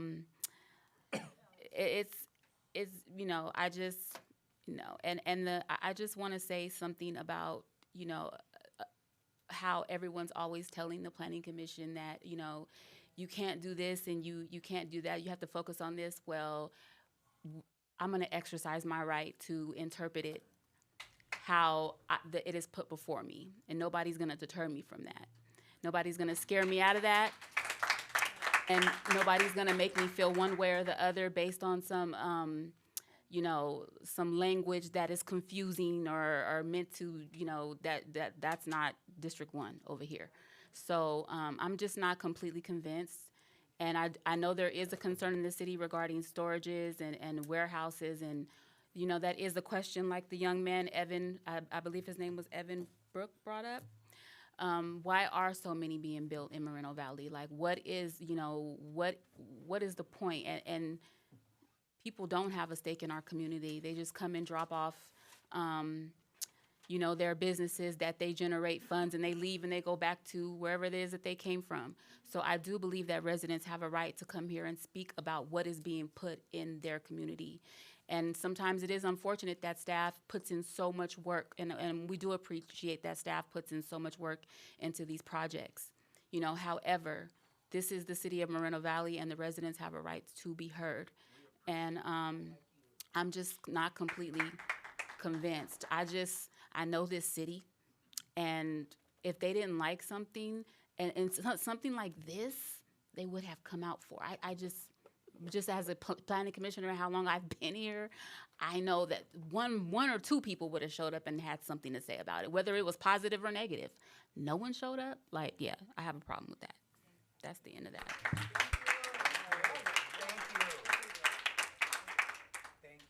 Oh, I just have a problem with that. It's actually the existing zone commercial. Mr. Chair, if some of the commissioners believe that there was inadequate notice or not sufficient notice, then I think you should recommend what you believe staff should do as an alternative. I mean, as far as providing notice, because staff is just following the provisions that are set forth by state law, and if you don't believe that's sufficient, just let staff know. Okay, so I don't know if you're saying that because you're trying to protect the staff or go back and forth with me, but I'm gonna just say what I said again. I think it's fishy. You can say it was, sufficient. It was sufficient time. It was in the paper. It was in the sun. It was in the planets. It was in the moon. It was in the stars. I'm saying that I feel like something is off to me that no residents will show up about a storage being built next to their homes, especially that it's so many feet high and it's blocking them. So that's what I said, and I'm going to stand on what I said. Right. I'm not going to give any recommendations. So that's my that's I'm standing on. Yeah, but if that's identified as a concern, staff just needs to know. You want them to call? I don't know what's sufficient. Well, it's just that there's an issue too with me, is that it's zoned neighborhood commercial, and now it wants to be community commercial, but the existing zoning, the language doesn't even fit a storage. It just doesn't fit for me. It doesn't fit, the description of neighborhood commercial. Okay, my turn? Yeah. Okay.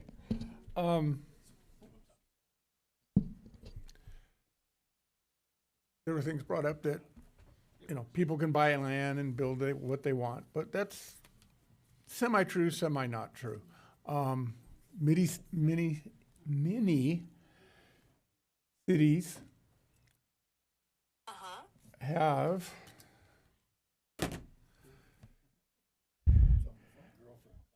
yeah, I know, I hate that. Many cities has not high restrictions, but basically it's like you can't block somebody's view. They'll go to put in a house, say on a hillside or in a neighborhood, and if it's over a certain height, they have to build a frame, and people get a chance to comment on that to make sure that they're not blocking anybody's view.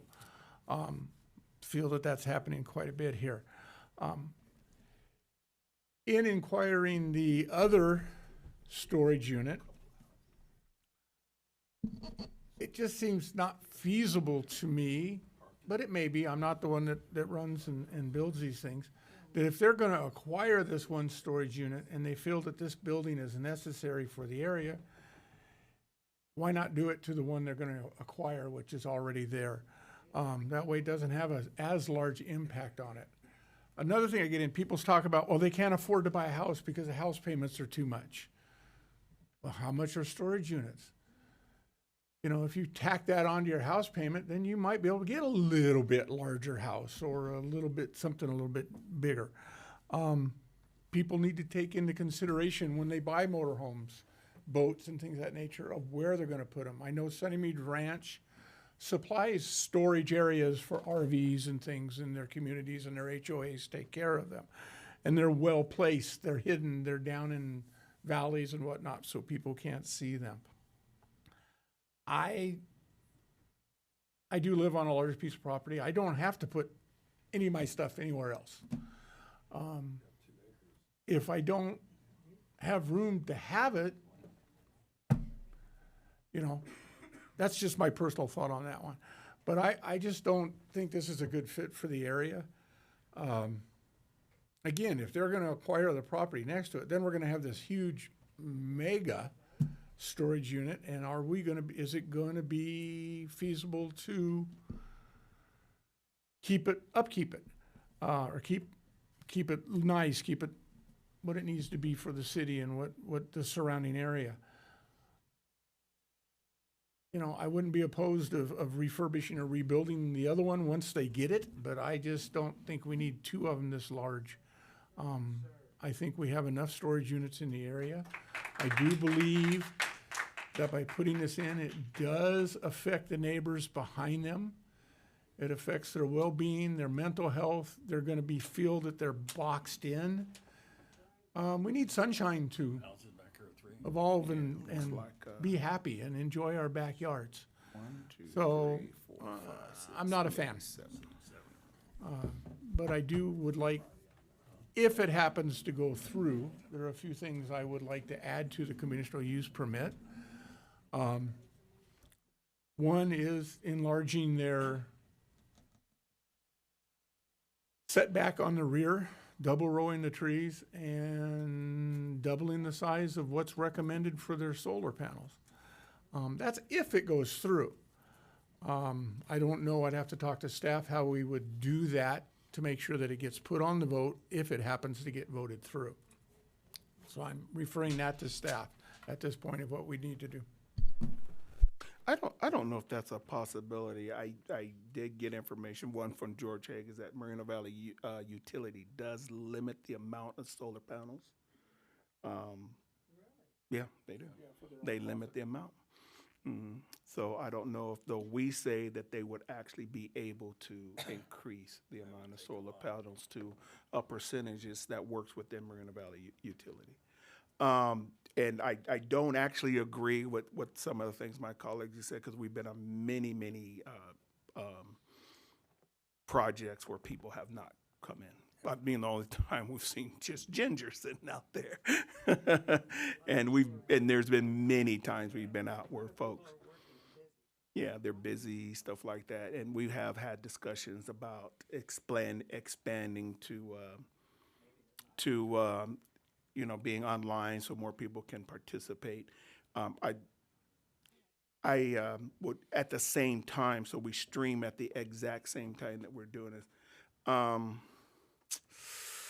Again, and some of the argument is just to go by the premise that the only people that use storages are people that live in houses, and that's not the case. Many businesses fill up storage units with some of the items that they have to use. Many businesses fill up storages with some of the items that they use, and I did mention some of the things that they do, like seasonal stuff that they have to store that won't stand, their promotional items. They use signs, they use all sorts of things. So people are not the only ones that use storage facilities. You know, people that live in a house or apartment, that they're not just used for just that. And there's not just RVs, or sometimes businesses they do store trucks there and stuff like that.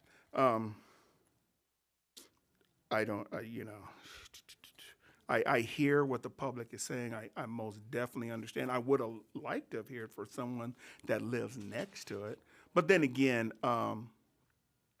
it looks like there's about 7 houses to the, it looks like to the east, that directly are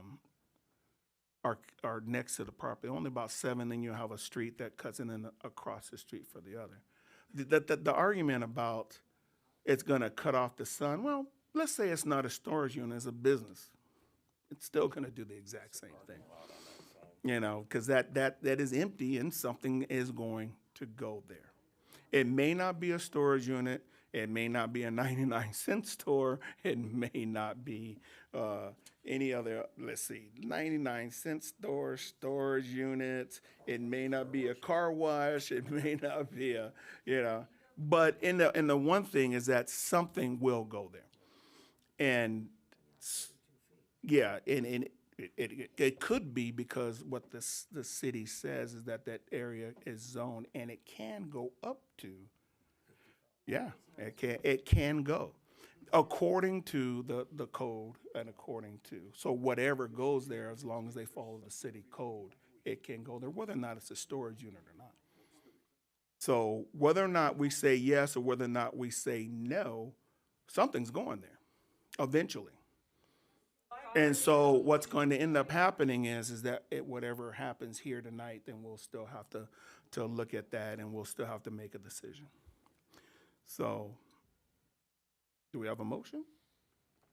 One thing I'd like to add, Oh, go for it. when I was in the restaurant business, we used public storage all the time for remodels and when we were doing ground ups for the equipment coming in. And we worked with these people with Vicorp Restaurants. They're a first class outfit, this public storage. And it's not that we got some outfit coming here, Johnny come lately, but they're out of Glendale, I believe, California. Is that right?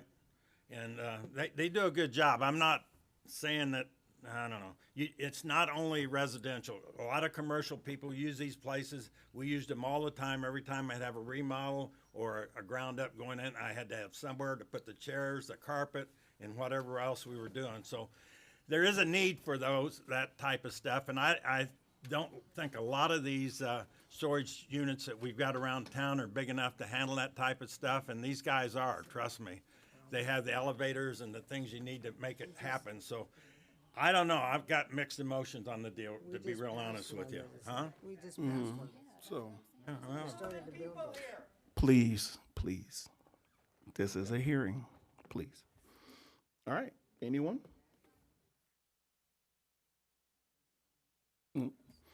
Gotta have a fight.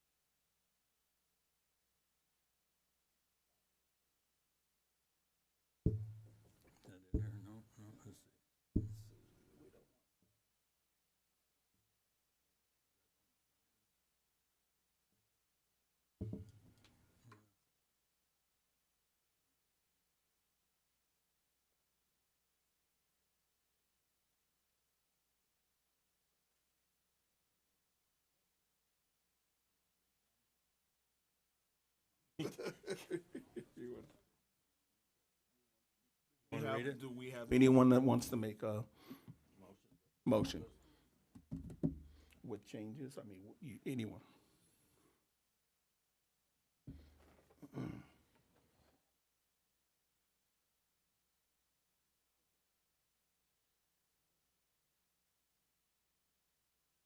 But why? You have to have a. Okay. What I'm. 1 second.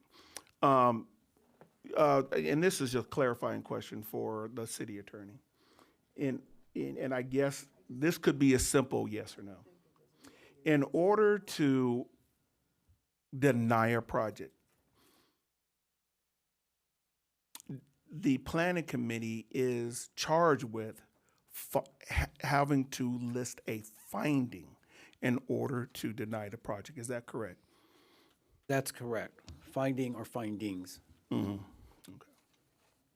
Could the finding be that it doesn't? I guess my next question would be, if it's not a change of zone or it doesn't fit with the general plan update, is having too many a finding? Having too many of one particular business, is that a legitimate finding? Not necessarily. Okay. Okay. Because that is, we're not asking for a general plan amendment or a zone change. Correct. Okay. Just some clarification. I have a little clarification too. But I'm still stuck on the fact that the existing zoning is neighborhood commercial, and that really doesn't fit in the neighborhood commercial.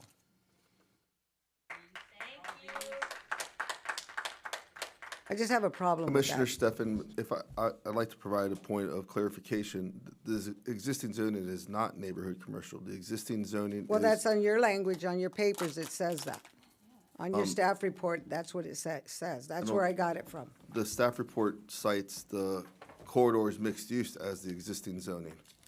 So the existing zoning of the site under the MoVal 2040 general plan is corridors mixed use. Well, that's not what it was read. And in that's that- what the I project read. has been analyzed against, that the regulations of the corridor mixed use zoning district.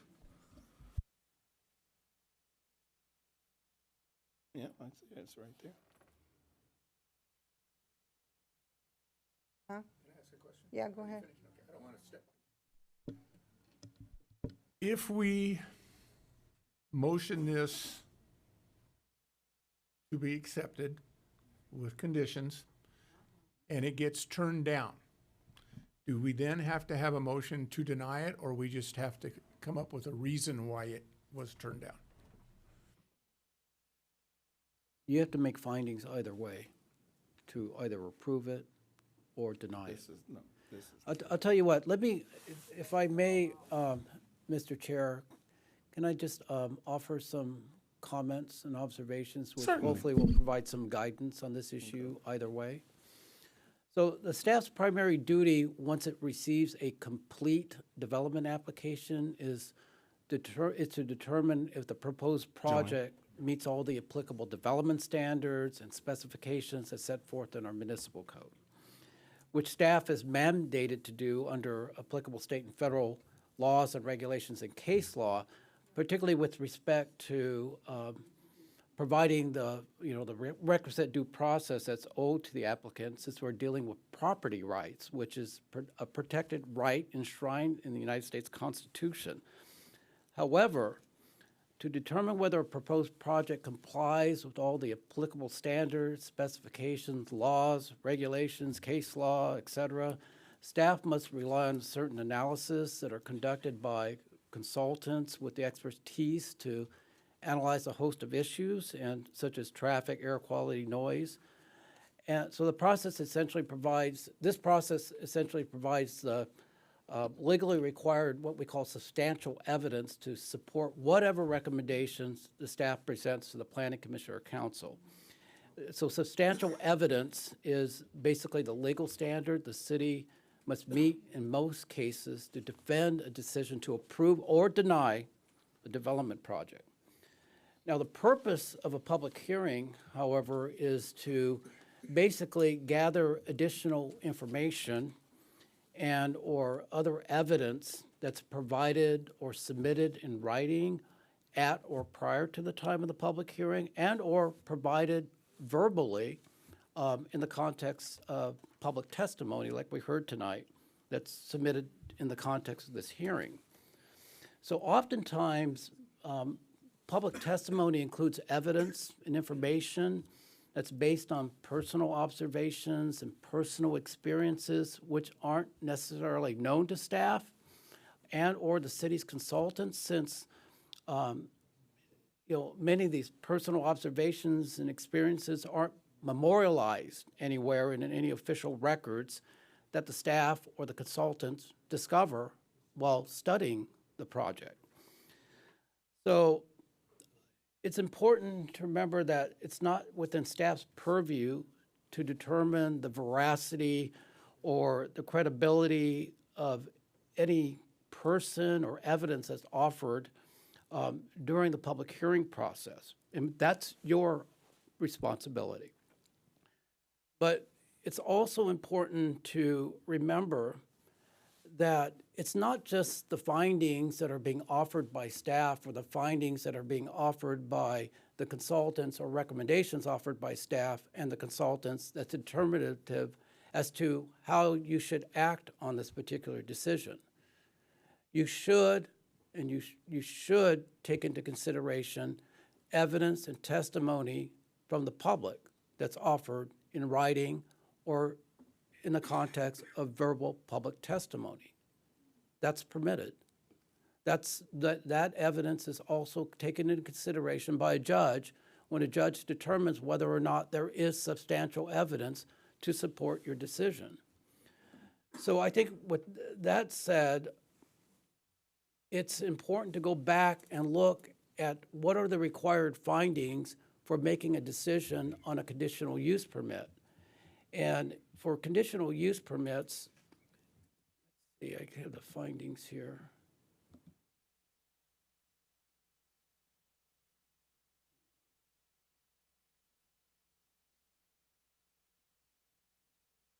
For conditional use permits, in order to approve a conditional use permit, here are the findings you have to make. The project is consistent with the goals, objectives, policies, and programs of the general plan. The project complies with all applicable zoning and other regulations. The project will not be detrimental to the public health, safety, or welfare, or materially injurious to properties or improvements in the vicinity. The location, design, and operation of the project will be compatible with existing and planned land uses in the vicinity. So those are the findings that need to be made in order to approve the project.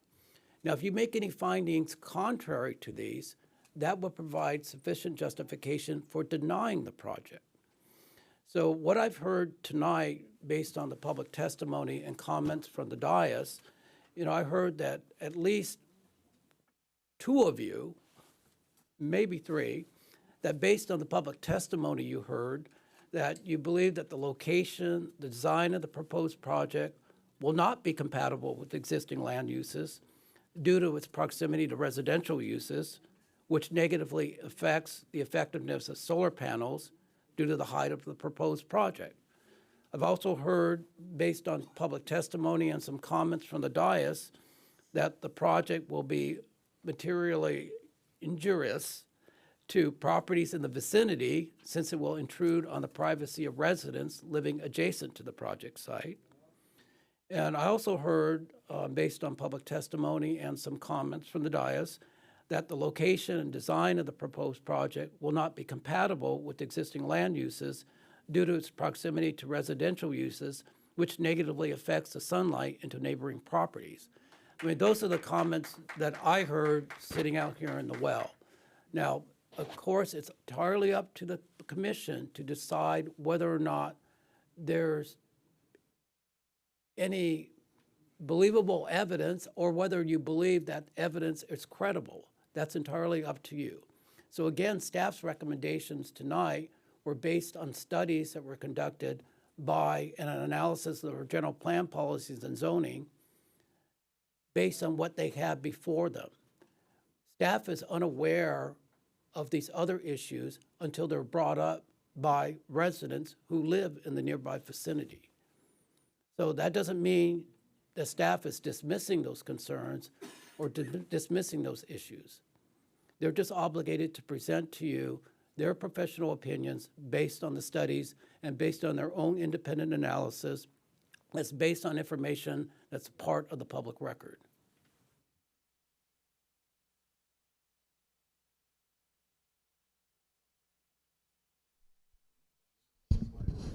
So clarification again, if a motion is brought up with conditions and it is turned down, then we have to basically come up with a finding to turn it down if it's voted down, correct? So if we motion Either way say, around. Findings either way. this will go through, but we want a 20-foot with the trees and a maximum amount of solar allowed by the city, and it's denied, then we have to say why it was voted down if it loses in the vote. Correct. Correct. Okay. Do I need to get an okay from the developer on any changes that we want to implement, such, like I said, the Yes, setback and the trees? I would suggest that we get a commitment from the developer on any measures intended to mitigate any problems we perceive or any impacts that we perceive exist. Because the law requires that when we impose any measures to mitigate any conditions of approval or measures to mitigate an impact, we have to have a nexus between the impact and the particular condition of approval or measure, unless the developer on the record agrees to comply with that measure or condition of approval.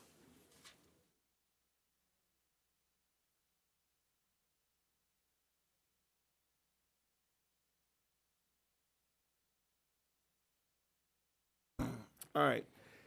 I'd like to make a motion that we adopt resolution number 26-12, adopting that the initial study mitigated declaration prepared by the conditional use PEN 24-015-415 with the Community Development Incorporated hereby is by this reference, which is completed by compliance from CEQA and the CEQA guidelines and reflect the Planning Commission's review on the consider the information contained in the initial study mitigated negative declaration and exercise its independent judgment and analyze the proposed project potential environment. Also adopting the mitigating monitoring and reporting program.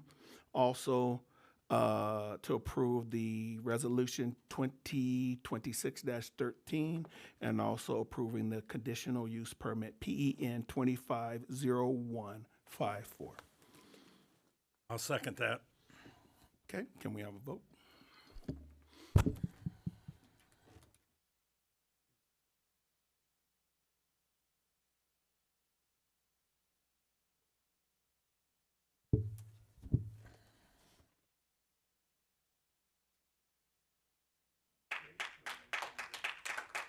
The motion does not carry. Do we have a staff wrap up, please?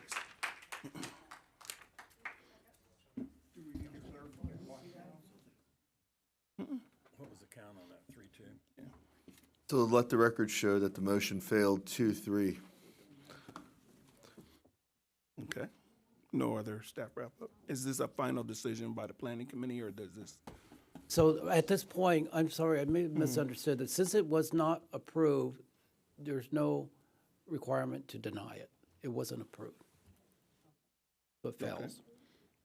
All right, so that means the next item on the agenda is staff comments. Do we have any staff comments? Okay, so since it was, there's going to be a staff wrap-up, but I want to clarify that because I may have misunderstood your question, Commissioner Zeitz. So since it was not approved, then there's no requirement that you formally deny it. So to confirm, Chair Dejanay, members of the Planning Commission, the motion failed 2-3. That decision is final, lack of approval of a project. That decision is final unless it's appealed to the Community Development Director within 10 days as outlined in the municipal code. Thank you. All right, the next item on the agenda is staff comments. Do we have any staff comments? We do, Chair Dejanay and members of the Planning Commission. So just wanted to give the Planning Commission a heads up on what's coming up on the next Planning Commission agenda. There is a plot plan review of a 184-unit apartment project on Cottonwood, which is located on the north side of Cottonwood between Paris and Kitching. There's also scheduled a plot plan and CUP review of a proposed car wash, gas station, and convenience store located at the southwest corner of Indian and Cactus. There's also a conditional use permit application review for a charter school located at 27-140 Eucalyptus Avenue. And tonight, the item 1, the logistics warehouse mitigation ordinance will also be considered at the meeting of June 25th. And finally, starting on June 25th, because of renovations that are scheduled here in the council chambers, the Planning Commission meetings are going to be held at the Cottonwood Golf Center banquet room. We anticipate holding meetings at the Cottonwood Golf Center through the August 13th meeting, so it'll probably likely be 4 meetings at that facility throughout the summer. Okay. The next item on the agenda is commissioner comments. Under the preview of the Planning Commission, do we have any Planning Commissioner comments? I would like to suggest that we have a study session on a moratorium on multiple projects that are here in the city, which are not limited to the public's concerns about car washes, Dollar Trees, warehouses, not warehouses, storage facilities, things like that, et cetera, et cetera, et cetera. So I think we need to do that. And for the Planning Commission, we have study sessions in the context of a regular meeting as a separate agenda item. So Okay. it's not necessary that we have a separate study session on a separate date and time, like council does. I would also like to say the same thing regarding data centers. I would suggest that, since this suggestion was made to add this as a future agenda item, that there be a vote on it to provide direction to staff. Okay, can we have do we need a motion? We need a motion. Motion, a second, and a For vote. the study session. Okay, I motion that we have a study session on a moratorium on multiple projects here in the city, including and not limited to AI data centers. I'll second that. Commissioner Zeitz? Yes. Commissioner Taylor? Yes. Commissioner Stefan? Yes. Vice Chairperson Baker? Yes. Chairperson DeJeanette? Yes. Do we have any other comments from commissioners? I do, and I'd also like to thank the staff for, and I guess in particular, the city attorney, is that I really, really appreciate the openness and the willingness to hear the information from folks like George Hagues and the other folks for the ordinance.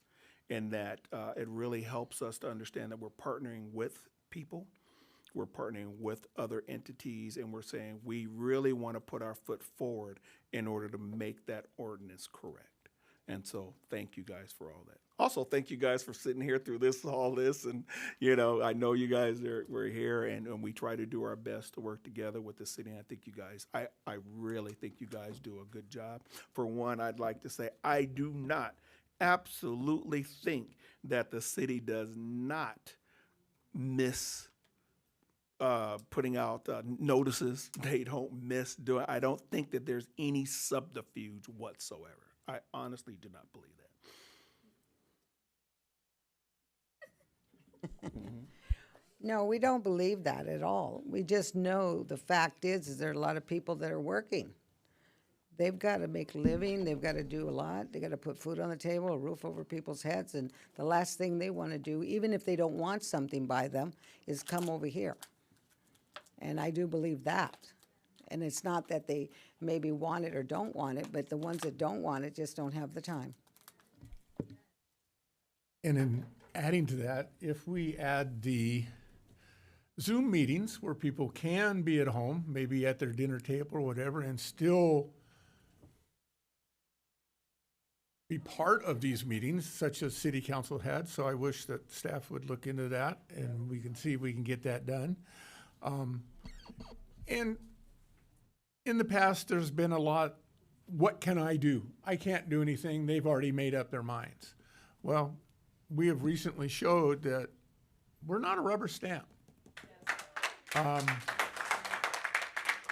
This may show the public that, yeah, they do have a voice. And in the past, I feel they haven't, but I think now they're going to be able to see that they do have a voice and they need to show up, or they need to email, they need to write the letters, they need to let us know what they're thinking. We don't read minds. So even if you think you're the only one that's going to write in against the project, do it.